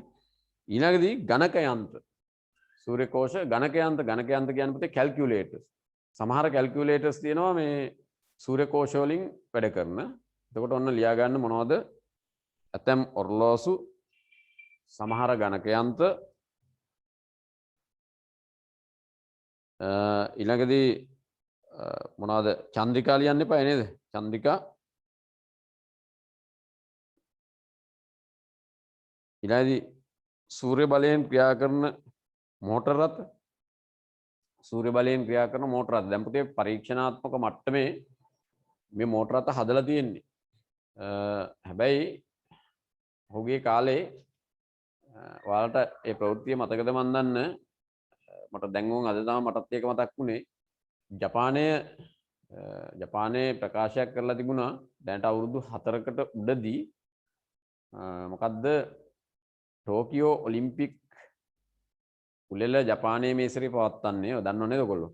දැන්ට ලංකාවේ මං හිතන්නේ ඉදිරිපත් වෙච්ච අය තාම නම් අවසන් වටයකට එන්න අවස්ථාවක් ලැබිලා නැහැ. එතකොට මේ ටෝකියෝ ඔලිම්පික් උළෙල පැවැත්වෙනකොට මේ මොනවාද සූර්ය බලයෙන් ක්‍රියා කරන මෝටර රථ මේ නගරේ පුරා සැරිසරයි කියන මොකක් හරි ඒ වගේ අනාවකියක් ඒගොල්ලෝ ප්‍රකාශ කරලා තිබුණා. හැබැයි මේ කොරෝනා තත්ත්වයත් එක්ක ඔය ඔක්කොම බලනකොට මම හිතන්නේ ජපානයට තාම එතෙන්න සම්පූර්ණයෙන් එන්න බැරි වුණාට පර්යේෂණාත්මක මට්ටමේ පුතේ සූර්ය කෝෂ භාවිතයෙන් ධාවනය වෙන මෝටර රථ නිර්මාණය කරලා තියෙනවා. තාම අපිට සල්ලි දීලා ගන්න වෙළඳ පොළට ඇවිල්ලා නැති එකයි තියෙන්නේ. එතකොට හැබැයි ඒවා භාවිතයේ පොඩි ගැටලු තියෙනවා. මොකද්ද ඒ ගැටලු? එකක් තමයි රාත්‍රී කාලයේදී භාවිතයේ ප්‍රශ්නයක් තියෙනවා. එතකොට නිපද වෙන විදුලිය ගබඩා කරගන්න එපායි. එතකොට අන්න කෝෂ පාවිච්චි කරන්න, කෝෂ නඩත්තු කරන්න. එතකොට ආයෙත් කතන්දරයක් ගෙනවා. ඊළඟදී වැහිබර කාලගුණයක් තියෙනකොට නේද? අඳුරු වැහිබර කාලගුණයක් තියෙනකොට අන්න එතකොටත් මේ සූර්ය කෝෂ සහිත මෝටර රථ භාවිතයේ යම් යම් ප්‍රශ්න තියෙනවා. ඉතින් මෙන්න මේවා निराකරණය වෙච්ච දවසක මේ අපිට සූර්ය කෝෂ පාවිච්චි කරලා මෝටර රථ පාවිච්චි කරන්න පුළුවන්. එතකොට තෙල් ගහන්න ඉන්ධන ගහන්න මොකවත් ඕනේ නැහැ. හැබැයි ආලෝකයට බද්දක් ගහයි අනිවාර්යෙන් කොහේ මොන හරි කරලා. පාරේ නිකම්ම යන එකයි තියෙන්නේ. තේරුණා නේද? හරි. එහෙනම් පුතේ ඔන්න සූර්ය බලයෙන් ක්‍රියා කරන මෝටර රථ තියෙනවා එහෙම හදලා. රයිට්. ඔන්න ඔය ටික තමයි ඊළඟදී සූර්ය කෝෂ අනාගත ශක්ති අර්බුදයට පිළියමක් ලෙස සැලකීමට හේතු මොනවාද? ඉතින් මේ සූර්ය කෝෂ අනාගත ශක්ති අර්බුදයට පිළියමක් විදිහට සලකන්න හේතු කීපයක් තියෙනවා. හරිද? එකක් තමයි මේවා නොමිලේ ලැබෙන සූර්ය ශක්තියෙන් තමයි ක්‍රියාත්මක වෙන්නේ. තා කවුරුත් සූර්ය ශක්තිය සඳහා බදු ගහන්නේ නැහනේ. නේද? දැන් නම් හැම දෙයකටම බදු අය කරනවා. හැම දෙයකටම බදු අය කරලා තමයි රටවල් ක්‍රියාත්මක වෙන්නේ. හැබැයි මේ තවම මේ සූර්ය ශක්තිය සඳහා බදු අය කිරීමක් නෑ. දැන් ඔයගොල්ලෝ අවුවේ ඇඳුම් වේලුවාට ඕන දෙයක් වේලා ගත්තට කවුරුත් ඒකට ඇවිල්ලා බදු ඉල්ලන්නේ නෑනේ. නේද? ඒ නිසා ඔන්න නොමිලේ ලැබෙන සූර්ය ශක්තිය භාවිත කරන නිසා සූර්ය කෝෂ ජනප්‍රිය වෙනවා. අනිත් කාරණේ තමයි මේ සූර්ය කෝෂ භාවිතයේදී පුතේ කිසිම පරිසර දූෂණයක් සිද්ධ වෙන්නේ නැහැ. පරිසර දූෂණය අවමයි. පරිසර දූෂණයක් සිද්ධ වෙන්නේ නැහැ. ඒ නිසා සූර්ය කෝෂ භාවිතය වැදගත්. අනිත් එක තමයි මේ වගේ ආයු කාලයත් වැඩි. තේරුණාද? සූර්ය කෝෂවල ආයු කාලය වැඩි. සාමාන්‍යයෙන් සූර්ය කෝෂ කට්ටලයක ආයු කාලය විදිහට සලකනවා අවුරුදු 25. ඒක අවුරුදු 25ක් කියන්නේ ලොකු කාලයක් නේ. ඒ නිසා ආයු කාලය වැඩි. මෙන්න මේ වගේ හේතු නිසා මේ සූර්ය කෝෂ භාවිතය ජනප්‍රිය වෙමින් තියෙනවා. අපි එනම් එකත් ලියලා තියමු. ඔයාලගේ පුතේ ටියුට් එක ළඟ නැත්තම් සූර්ය කෝෂ අනාගත ශක්ති අර්බුදයට පිළියමක් ලෙස සැලකීමට හේතු මොනවාද කියලා ලියාගන්න. සූර්ය කෝෂ අනාගත ශක්ති අර්බුදයට පිළියමක් ලෙස සැලකීමට හේතු මොනවාද? ඒ යටතේ ලියන්න පළවෙනි කරුණ නොමිලේ ලැබෙන සූර්ය ශක්තියෙන් ක්‍රියා කිරීම. නොමිලේ ලැබෙන සූර්ය ශක්තියෙන් ක්‍රියා කිරීම. නොමිලේ ලැබෙන සූර්ය ශක්තියෙන් ක්‍රියා කිරීම.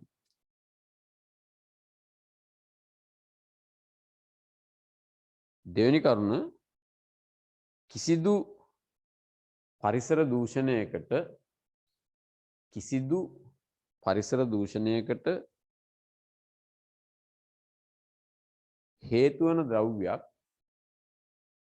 පරිසර දූෂණයකට හේතු වන ද්‍රව්‍යයක් පිට නොකිරීම. කිසිදු පරිසර දූෂණයකට හේතු වන ද්‍රව්‍යයක් පිට නොකිරීම.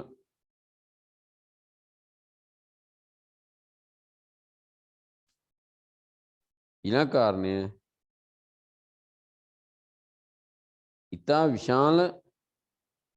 ඉතා විශාල ආයු කාලයක් තිබීම. ඉතා විශාල ආයු කාලයක් තිබීම. සාමාන්‍යයෙන් පුතේ LED එක ආයු කාලය කොච්චරද මං කිව්වේ? පැය 50000ක් විතර. LED එක ආයු කාලය සාමාන්‍යයෙන් පැය 50000ක්. එතකොට ඔයාලට ඒක අවුරුදු ගාන හොයාගන්න මොකද කරන්නේ? පැය 50000 කීයෙන්ද බෙදන්න ඕනේ?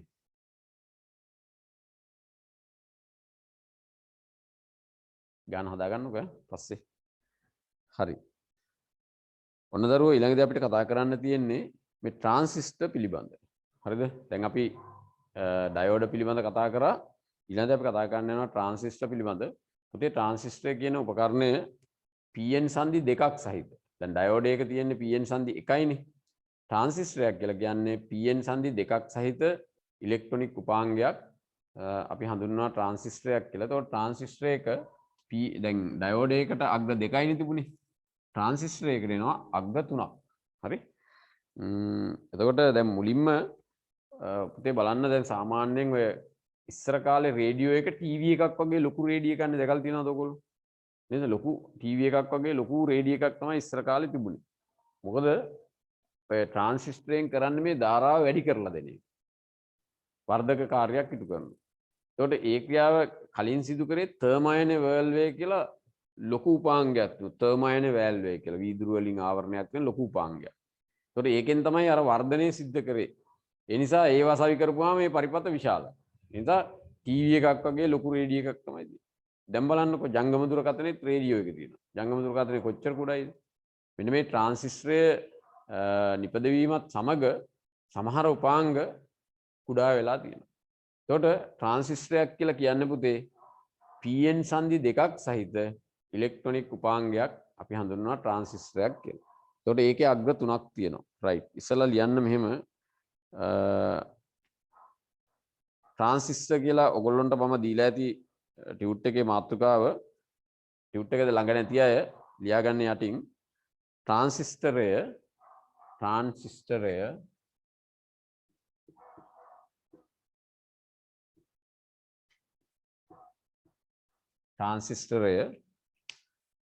PN සංදි දෙකක් මගින්. එතකොට P කියලා ලියනවා සිම්පල් P සිම්පල් N ලියන්නේ PN සංදි දෙකක් මගින් නිර්මාණය කරන ලද්දකි. PN සංදි දෙකක් මගින් නිර්මාණය කරන ලද්දකි.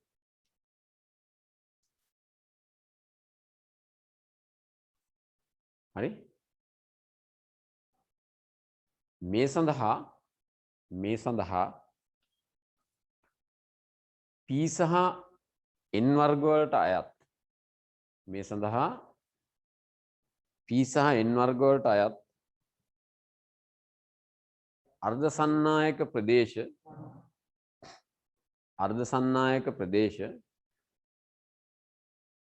තුනක් අර්ධ සන්නායක ප්‍රදේශ තුනක් එකට සම්බන්ධ කොට ඇත. අර්ධ සන්නායක ප්‍රදේශ තුනක් එකට සම්බන්ධ කොට ඇත. හරි. ඔන්න පුතේ මම ඊළඟට ඔයගොල්ලන් දීලා තියෙනවා ට්‍රාන්සිස්ටර් වර්ග දෙක නම් කරන්න කියලා. ට්‍රාන්සිස්ටර් වර්ග දෙකක් තියෙනවා. එක වර්ගයකට කියන්න පුතේ P මෙහෙම ලියමු PNP ට්‍රාන්සිස්ටර්.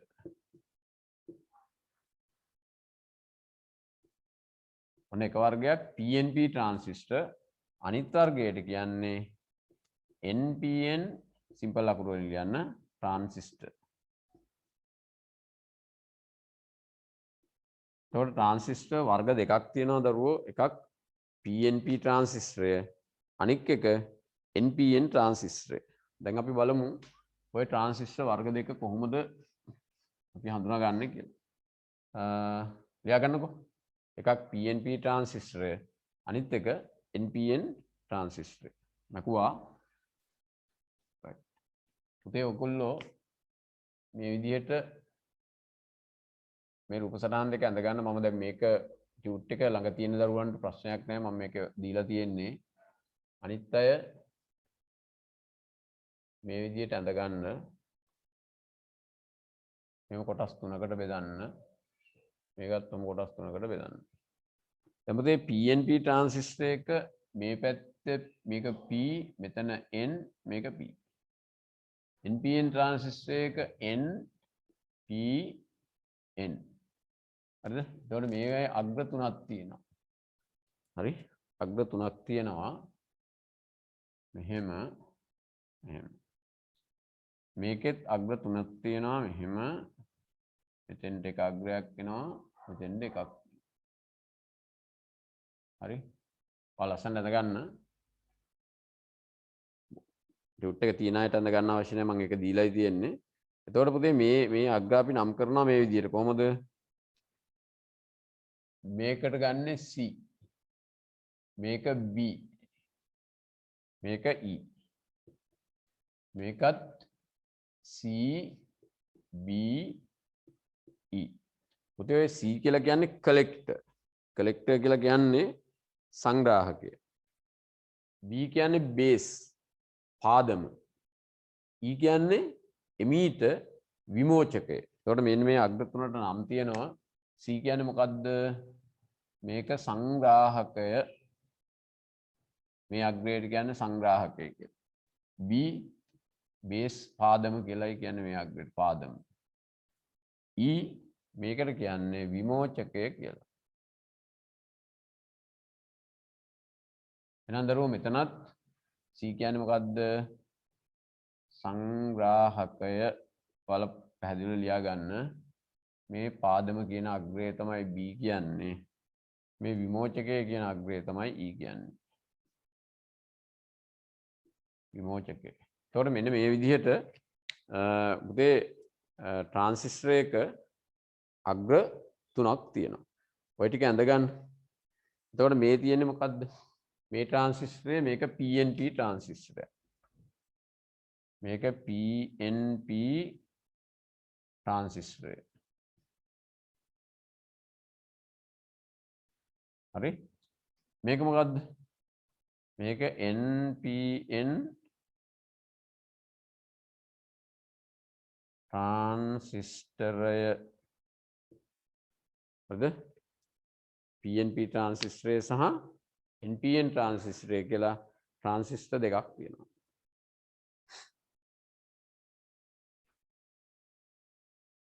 අදගෙන ඉවර නම් කියන්න ටියුට් එක තියෙන අයට මේකේ ලකුණු ලියා ගන්න විතරයි තියෙන්නේ. ටියුට් එක මම දීලා තියෙනවා. ඒ ටියුට් එකක් එවුවාම මේක අනිවාර්යෙන් ගන්න. මොකද මේ එතකොට ලේසි මම තාපේ කොටස එවන්නම්.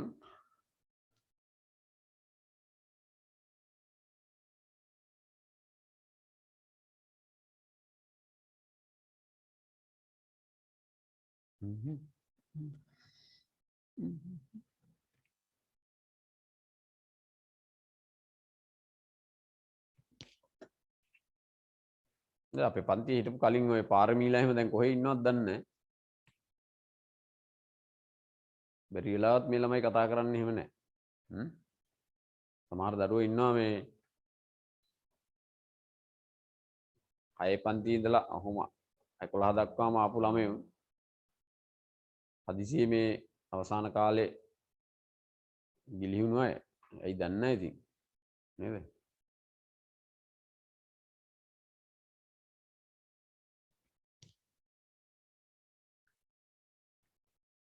ඒ අතර සමහර දරුවෝ ඉන්නවා ඒගොල්ලන්ගේ ගෙදරම අය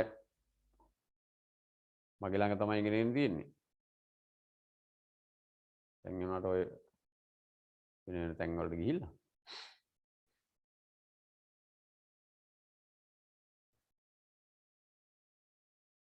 ඉතින් හරිද? ඔය බලන්න කවුද ශ්වේත අන්දාද? ඇන්ද සර්. හරි නේද?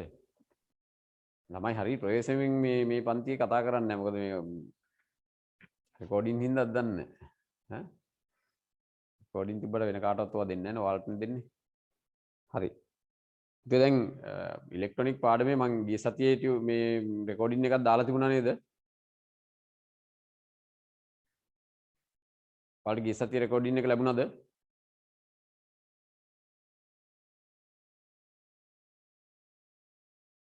පිළිතුරක් නැහැ. YouTube බැලුවද ඔයාලා?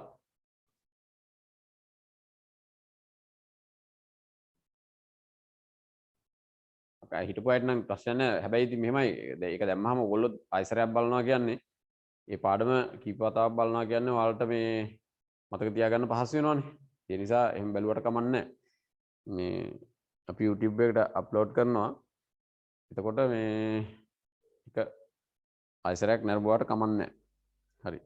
පුතේ ඊළඟට බලන්න PNP සහ NPN ට්‍රාන්සිස්ටර් වල සංකේත අඳින්න කියලා තියෙනව නේද? ඔන්න මේ ට්‍රාන්සිස්ටර් වර්ග දෙකේ සංකේත මම මේ පැත්තේ අඳින්නම්. පුතේ හරිම වැදගත් බහුවර්ණ ප්‍රශ්නයකට හරි මේ සංකේතය නම් අහනවා. මෙන්න ඔය සංකේත දෙකම එක හා සමානයි චූටි වෙනස්කම් තියෙන්නේ. ඒ නිසා අපි හරියට එකක් මතක තියාගත්තොත් අනිත් එක මතක තියාගන්න පුළුවන්. තේරුණාද? අපි ඉස්සෙල්ලා ඔය PNP ට්‍රාන්සිස්ටරේ සංකේතය බලමු. මම උඩින් ලියන්නම් PNP අනිත් එක NPN. හරිද? එතකොට PNP ට්‍රාන්සිස්ටරේ නම් ඒකේ සංකේතය අඳින්න පුතේ මෙහෙම. මේ බලන්න මෙහෙම ඇඳා මේක නම් මෙහෙම පාට කරත් ප්‍රශ්නයක් නැහැ. මේ ඉරි දෙකක් මෙහෙම එනවා. මේක මෙහෙම එනවා. මේක මෙහෙම එනවා. හරිද? මෙතනින් එකක් මෙහෙම එනවා. මේකේ ඊතලයේ තියෙන පුතේ ඇතුල් පැත්තට. මෙන්න මෙහෙමයි ඊතලයේ තියෙන්නේ. ඒ කියන්නේ මෙතන E මෙතන B මෙතන C. එතකොට E වලින් ධාරාව ඇතුල් වෙන විදිහට තමයි ඔන්න මේ සංකේතය නිරූපණය වෙන්නේ PNP ට්‍රාන්සිස්ටරේ. NPN ට්‍රාන්සිස්ටර් එකත් සංකේතය මේ විදිහමයි අපි අඳින්නේ. ওই විදිහමයි මේ වගේ කිසි වෙනසක් නැහැ. කොහොම ඇඳෙනවා. මේ අග්‍රත් ඒ විදිහමයි අඳින්නේ. ඔන්න අග්‍ර 3. මේක පුතේ E මේක මොකද්ද B මේක මොකද්ද C.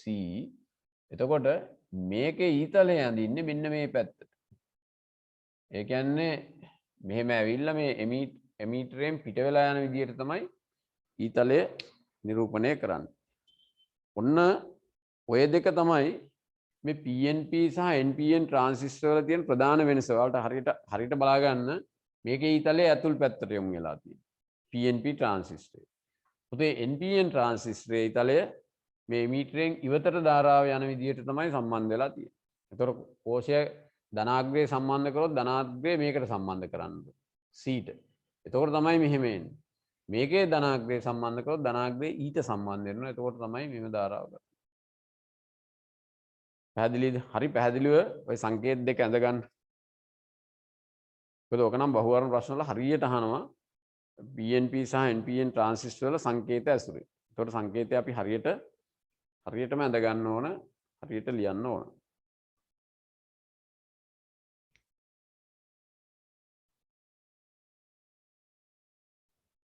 හරි. ඊළඟ පුතේ ඔන්න අඳගත්තද? හා?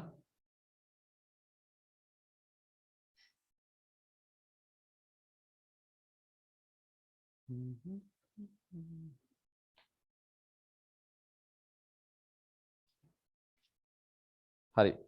ඊළඟදී ට්‍රාන්සිස්ටර් වර්ග එකිනෙකින් වෙන්කොට හැඳින ගැනීමට අංකණය කොට තිබේ. ඒ කියන්නේ ට්‍රාන්සිස්ටර් වලත් අංක තියෙනවා. එවැනි අංක 4ක් ලියන්න කියලා තියෙනවා. පුතේ බලන්න ඔයාලගේ අර රූප සටහන් දෙකේ මට තව පොඩි දෙයක් මෙන්න මේකේ සටහන් කරගන්න ඕන. ඕකේ පුතේ රතු පෑනක් ගන්න. රතු පෑනක් අරගෙන රතු පෑනෙන් මට රතු පෑනක් තියෙද බලන්න.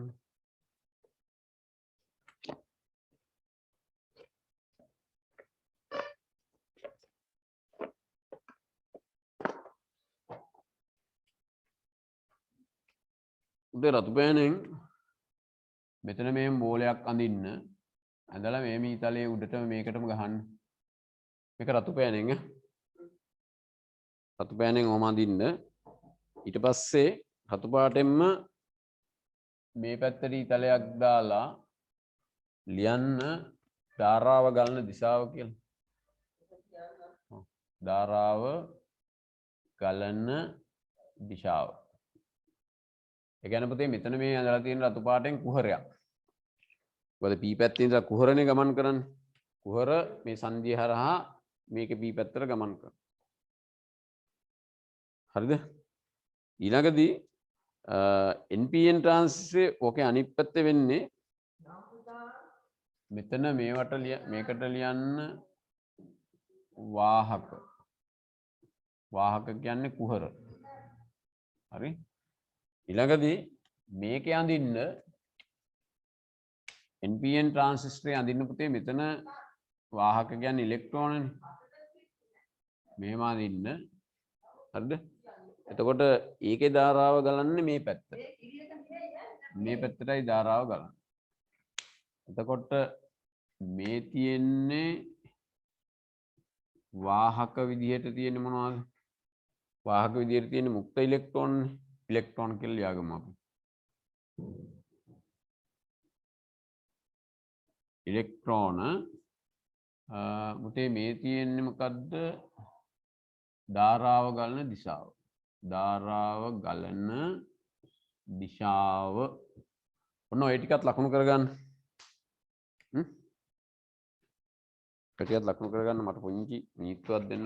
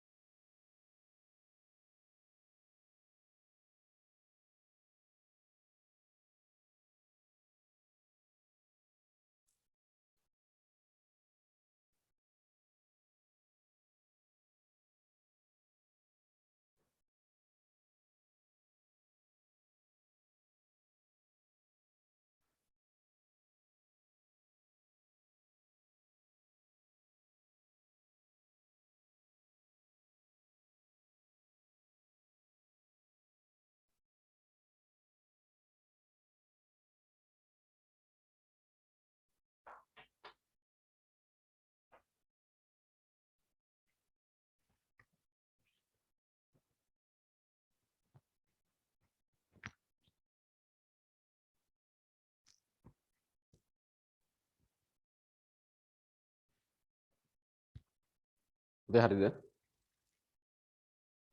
තමයි හරිද? right.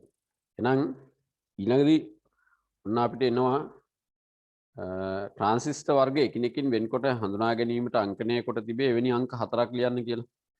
පුතේ බලන්න ට්‍රාන්සිස්ටර් වල අංක 67 වෙනි පිටුව පෙරලා ගන්න පෙළ පොතේ. 67 වෙනි පිටුවේ තියෙනවා බලන්න 2SC 828. ඒක අපි හඳුන්වනවා C 828 කියලා. ඊළඟ තියෙනවා D 400. C 1061. D 313. අනේ තියෙන අංක කීපය ලියා ගන්න. ඒක ආකාර දෙකකට කියනවා. මම අර අවසාන කියපු ආකාරය ලියා ගත්තා නම් ඇති. C 828, D 400, C 1061, D 313. හරි. ඔන්න පුතේ අපිට ඊළඟදී කතා කරන්න තියෙනවා ට්‍රාන්සිස්ටරයක වර්ධක ක්‍රියාව. ට්‍රාන්සිස්ටරයක වර්ධක ක්‍රියාව. මාතෘකාව ලියා ගන්න. ට්‍රාන්සිස්ටරයක වර්ධක ක්‍රියාව කියලා. ට්‍රාන්සිස්ටරයක වර්ධක ක්‍රියාව. හරි. පුතේ එතෙන්දී දැන් ට්‍රාන්සිස්ටරයක් මූලික වශයෙන් මේ ධාරා වර්ධකයක් විදිහට ක්‍රියා කරනවා. සංඥා වර්ධකයක් විදිහටත් ට්‍රාන්සිස්ටරය ක්‍රියා කරනවා. ඒ කියන්නේ ට්‍රාන්සිස්ටරයට සපයන කුඩා විද්‍යුත් සංඥාවක් විශාල විද්‍යුත් සංඥාවක් බවට පත් කිරීමේ හැකියාව තියෙනවා. ඊට අමතරව ට්‍රාන්සිස්ටරයක් ස්විච්යක් විදිහට ක්‍රියා කරන අවස්ථාවක් තියෙනවා. ට්‍රාන්සිස්ටරයක ප්‍රධාන ක්‍රියාවන් දෙකක් තියෙනවා. වර්ධක ක්‍රියාව සහ ට්‍රාන්සිස්ටරයේ ස්විච් එක ක්‍රියාව. දැන් අපි මුලින්ම කතා කරන්න යන්නේ මේ ට්‍රාන්සිස්ටරයක වර්ධක ක්‍රියාව සම්බන්ධයෙන්. බලන්න ඔයගොල්ලන්ට මම ටියුට් එකේ දීලා ඇති මෙහෙම ටියුට් එක ළඟ නැති අය ලියා ගන්න. ට්‍රාන්සිස්ටරයක් මූලික වශයෙන් ප්‍රයෝජනයට ගැනෙනුයේ ट्रांसिस्टरයක් මූලික වශයෙන් ප්‍රයෝජනයට ගැනෙනුයේ ධාරා වර්ධකයක් වශයෙනි. ධාරා වර්ධකයක් වශයෙනි. මූලික වශයෙන් ප්‍රයෝජනයට ගැනෙනුයේ ධාරා වර්ධකයක් වශයෙනි. ඒකටම ලියන්න මෙහිදී ट्रांसिस्टर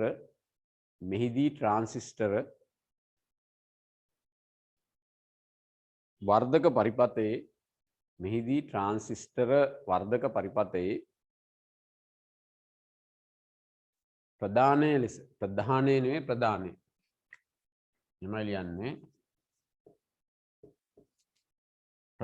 लेस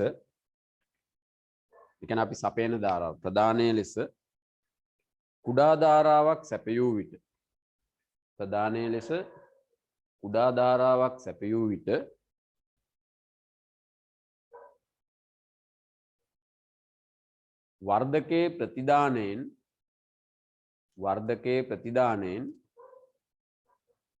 වර්ධකයේ ප්‍රතිදානයෙන් විශාල ධාරාවක් वर्धके प्रतिदानेन विशाल धारावाक लबागत हैकिय वर्धके प्रतिदानेन विशाल धारावाक लबागत हैकिय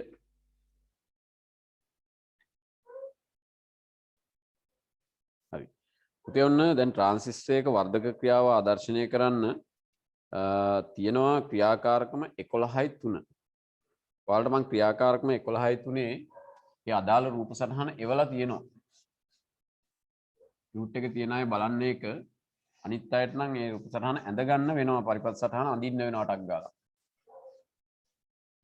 ඒ බලන්න අඳින්න බලන්න. ඒකේ තියෙන්නේ මම පෙළපොතේ තියෙන රූප සටහන දීලා තියෙනවා. මේ විදිහට ට්‍රාන්සිස්ටරයක් තියෙනවා. එතන පාවිච්චි කරන ට්‍රාන්සිස්ටරේ මොන වගේ ට්‍රාන්සිස්ටරයක්ද කියලා කියන්න මට ළමයි.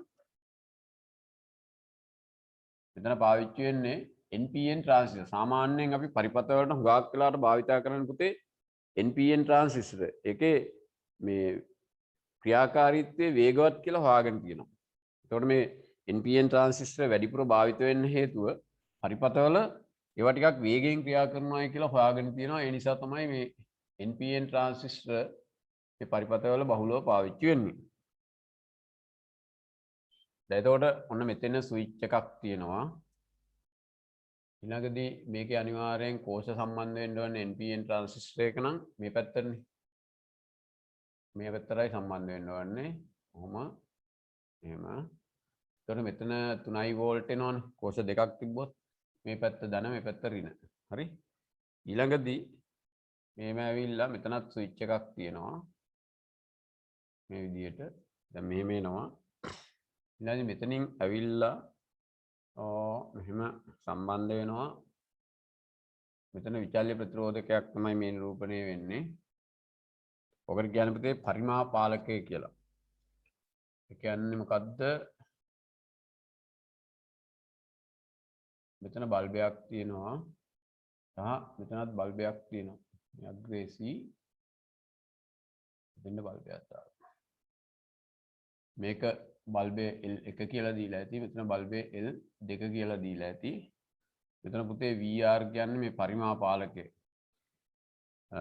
ප්‍රතිරෝධේ අපිට විචල්්‍ය ප්‍රතිරෝධකයක් වෙනස් කරගන්න පුළුවන්. මෙතන අග්‍රේ 2 මේක 3 කියලා දාලා ඇති. මෙතන තියෙනවා කෝෂ එකක්.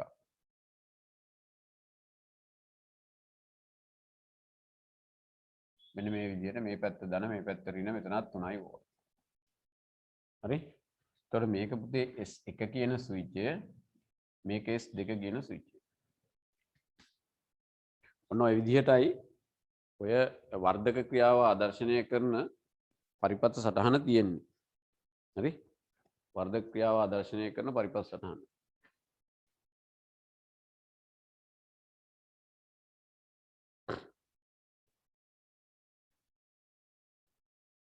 තමයි වර්ධක ක්‍රියාව ආදර්ශනය කරන පරිපථ සටහන.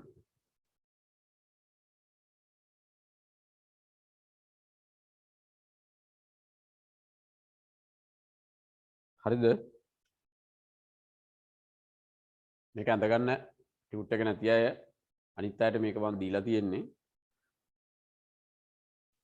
ඊට පස්සේ පුතේ ඔන්න මේක කරන පිළිවෙල සාකච්ඡා කරන්න කලින් අර යටින් තියනව නේද 69 වෙනි පිටුවේ පෙළපොතේ 69 වෙනි පිටුවේ පුතේ වගුවක් තියනව නේද? බලන්න ඒකේ S1 S2 ස්විච් එකේ තීරු දෙකක් තියෙනවා. L1 බල්බය දැල්වීම දීප්තිය කියලා තියෙනවා. L2 බල්බය දැල්වීම දීප්තිය කියලා වගුවක් තියෙනව නේද? දැන් ටියුට් එක තියෙන අයට මම ඔක එවලා තියෙන්නේ. ඒ නැති අයට ඉස්සල්ලාම පුතේ දැන් මේ පරිපථ සටහන ඇඳගෙන හරිද? ටියුට් එක ළඟ නැති දරුවෝ මේ පරිපථ සටහන ඇඳගෙන ඒ ක්‍රියාකාරකම 11:03 තියෙන ඒ වගුව ඇඳ ගන්න. ඊට පස්සේ අපි ඒ වගුවත් එක්ක සාකච්ඡා කරමු. එතකොට මේක ලේසියෙන් තේරුම් ගන්න පුළුවන්.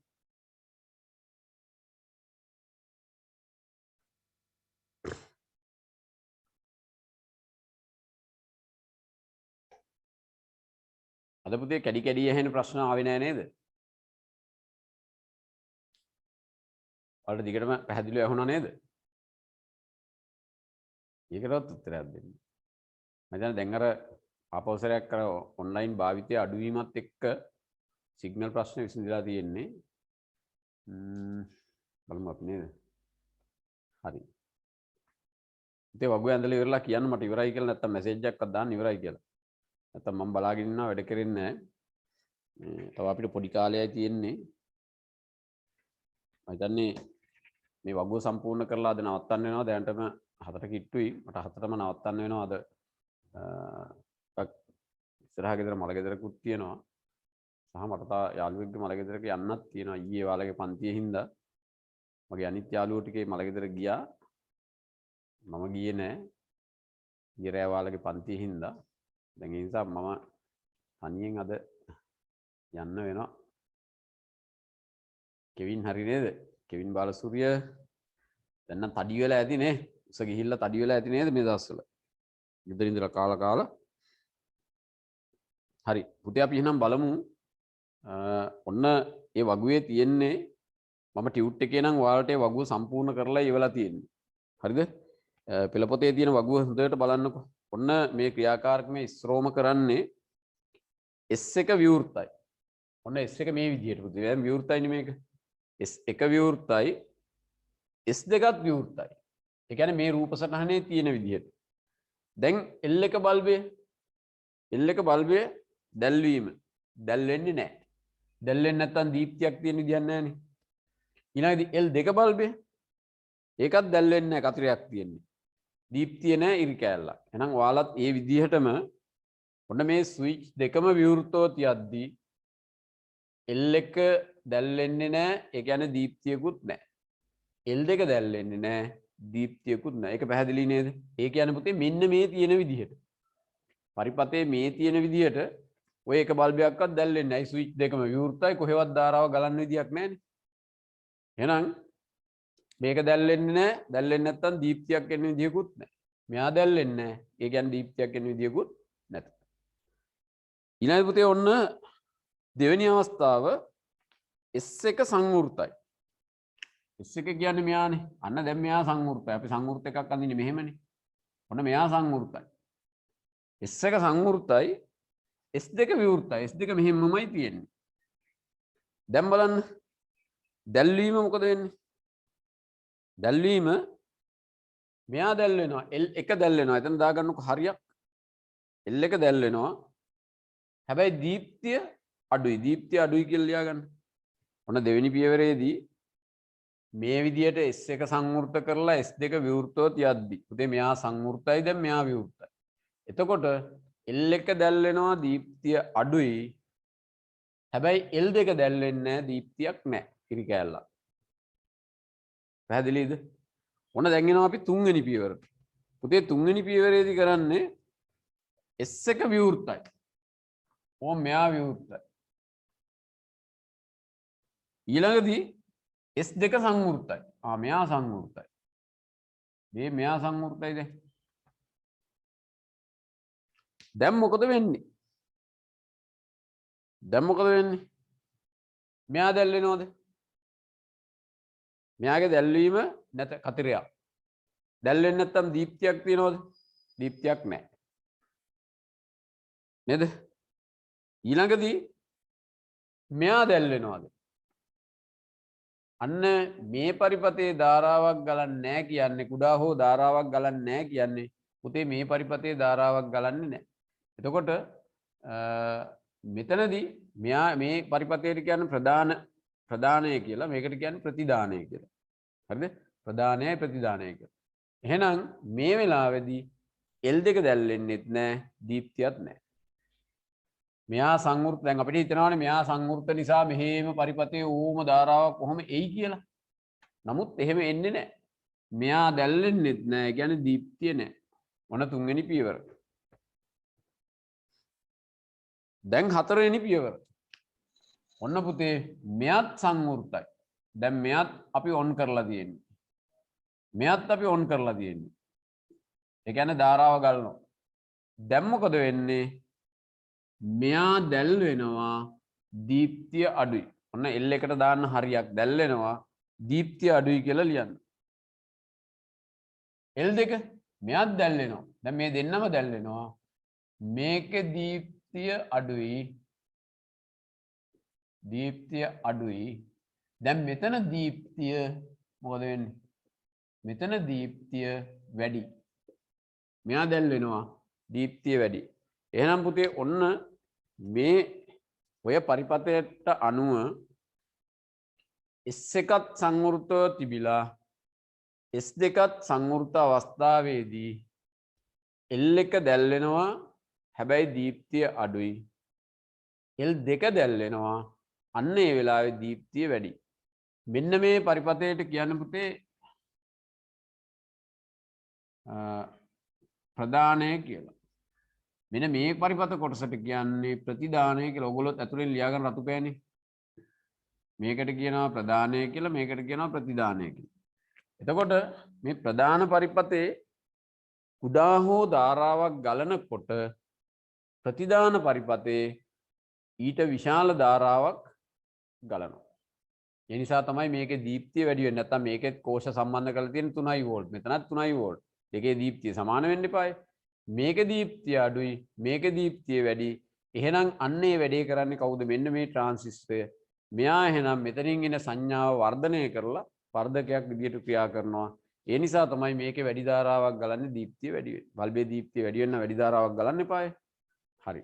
දැන් එහෙනම් පුතේ ඔන්න යටින් ඔයාලට මම මේ කරුණු ටික ටියුට් එකේ එවලා තියෙනවා. හැබැයි ටියුට් එක ළඟ නැති දරුවෝ ලියා ගන්න ඕන පළවෙනි කරුණ ප්‍රධාන පරිපතේ ප්‍රධාන කියනකොට මහ ප්‍රාණ දායන්න නෙවෙයි නිකන් දායන්න.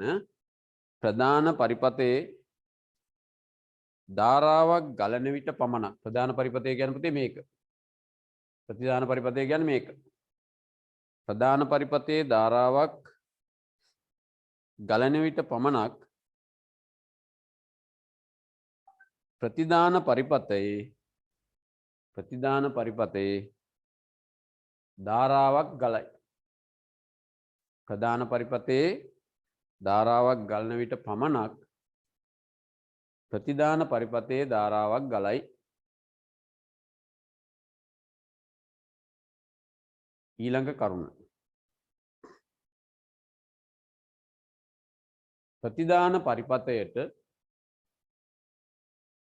ප්‍රතිදාන පරිපතයට විභවාන්තරයක් සැපයුවද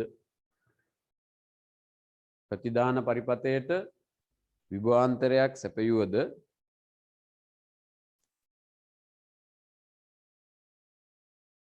ප්‍රධානයේ ධාරාවක් නොගලයි නම් ප්‍රධානයේ ධාරාවක් නොගලයි නම් ප්‍රතිදානයේ ධාරාවක් නොගලයි. ඒ කියන්නේ මේකට විදුලිය සැපෙව්වට මේක විවෘතයි නම් ධාරාවක් ගලන්නේ නැහැ. පස්සරයක් බලන්න ප්‍රතිදාන පරිපතයට විභවාන්තරයක් සැපයුවද ඒ කියන්නේ මේකට විභවාන්තරයක් සැපයුවද ප්‍රධානයේ ධාරාවක් නොගලයි නම් ප්‍රධානය කියපුවම පුතේ මහ ප්‍රාණ දායන්න ලියන්න එපා වැරදි. නිකන් දායන්න සංඥක. ප්‍රධානයේ ධාරාවක් නොගලයි නම් ප්‍රතිදානයේ ධාරාවක් නොගලයි. ඊළඟ කරුණ. ප්‍රතිදානයේ කුඩා ධාරාවක් ගලන විට ප්‍රතිදානයේ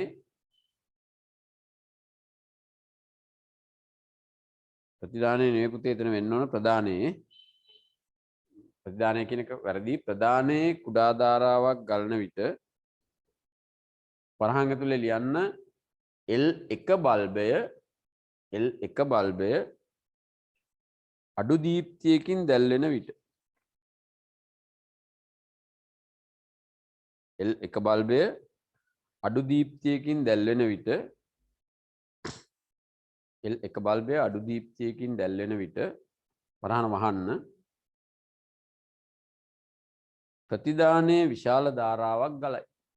ප්‍රතිදානයේ ඒ කියන්නේ මේ පරිපතේ ප්‍රතිදානයේ විශාල ධාරාවක් ගලයි.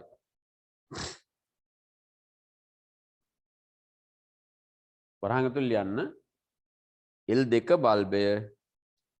L2 බල්බය වැඩි දීප්තියකින් දැල්වේ. L2 බල්බය වැඩි දීප්තියකින් දැල්වේ. වරහන මහන්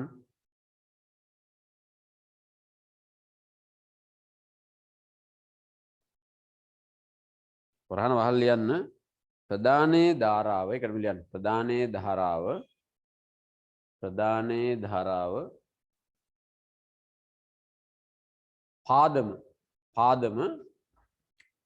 පාදම පුතේ එකට කියන්නේ IB කියලා. පාදම IB ලෙස හඳුන්වන අතර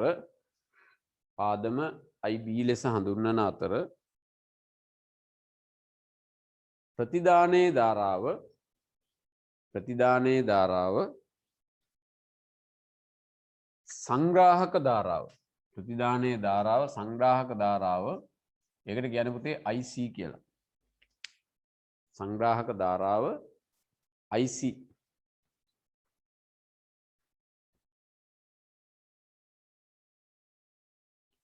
ලෙස හඳුන්වයි. හරි. ඊළඟ පුතේ ලියන්න ඊළඟ කරුණ. හරි. ප්‍රදානයේ ගලන ප්‍රධානයේ නෙවෙයි ප්‍රදානයේ නිකන් දායන්න ප්‍රදානයේ ගලන IB කුඩා ධාරාවක් IB මේ විදිහට ලියන්න IB කුඩා ධාරාවක් ප්‍රතිදානයේදී විශාල IC ධාරාවක්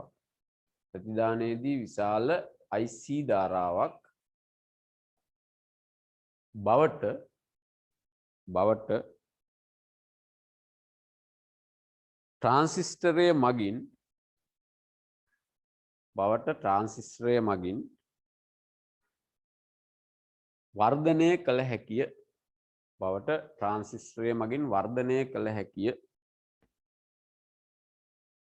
ට්‍රාන්සිස්ටරය මගින් වර්ධනය කළ හැකිය.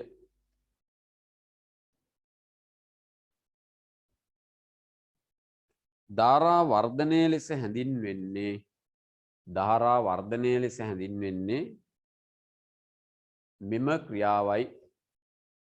වර්ධනය ලෙස හැඳින්වෙන්නේ මෙම ක්‍රියාවයි. පුතේ අපි අද තව පොඩි කාලයක් අරගෙන මේ පාඩම ඉවර කරලාම ඉමු. නිසා අනිවාර්යෙන් රැඳිලා ඉන්න. ඔයාලට මේ වෙලාවේ පන්ති නෑ නේද? හතට පන්ති තියන අය ඉන්නවද? ඉන්නවනම් ටක් ගාලා කියන වෙනත් පන්ති තියන අය ඉන්නවද හතට? මත පැය කාලක් විනාඩි 20ක් විතර ගත්තොත් අපිට මේ පාඩම ඉවර කරන්න පුළුවන්. නැත්නම් ආයෙ කොටසක් මට වීඩියෝ එකක් දාන්න කොහොමද හොඳ? අපි ඉස්සරහට කතා කරමු නේද? හරි. එහෙනම් පුතේ ඔන්න ඊළඟ ට්‍රාන්සිස්ටරයක වෙනත් ක්‍රියාවක් ලියන්න කියලා තියෙනවා. ට්‍රාන්සිස්ටරයක වෙනත් ක්‍රියාවක්. එහෙනම් ට්‍රාන්සිස්ටරයක තව ක්‍රියාවක් තමයි ට්‍රාන්සිස්ටරයක් පුතේ එකක් සංඥා වර්ධකයක් විදිහට ක්‍රියා කරනවා. ඒක ඔය වර්ධක ක්‍රියාවමයි. ට්‍රාන්සිස්ටරයක ස්විචයක් ලෙස ක්‍රියාවකුත් තියෙනවා. එහෙනම් ලියන්න ට්‍රාන්සිස්ටරයක වෙනත් ක්‍රියාවක් ලියන්න කියලා තියෙනව නේද? ලියන්න ට්‍රාන්සිස්ටරයක් ස්විචයක් ලෙසද ක්‍රියා කරයි. ට්‍රාන්සිස්ටරයේ ස්විචයක් ලෙසද ක්‍රියා කරයි.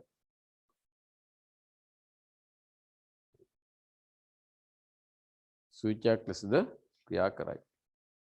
හරි. පුතේ කොහොමත් අපිට ඊළඟ කොටස එහෙනම් අපි ඊළඟ දවසටම දාමු. මොකද වීඩියෝ එක කාලෙ දික් වෙනවනේ.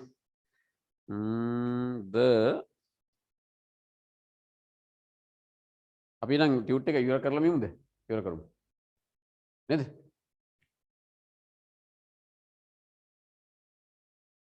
නෑ. ළමයිගේ ප්‍රතිචාරය නවත්තමු කියලා. රයිට්. එහෙනම් ඔන්න පුතේ අදට මම මෙතනින් පන්තිය නතර කරලා ඊළඟ දවසේ තව පොඩි කාලයක් අරගෙන මේ කොටස කියලා දෙන්නම්. එතකොට අපිට ඉලෙක්ට්‍රොනික පාඩම ඉවර කරගන්න පුළුවන්. සියලු දෙනාටම සුබ දවසක් වේවා.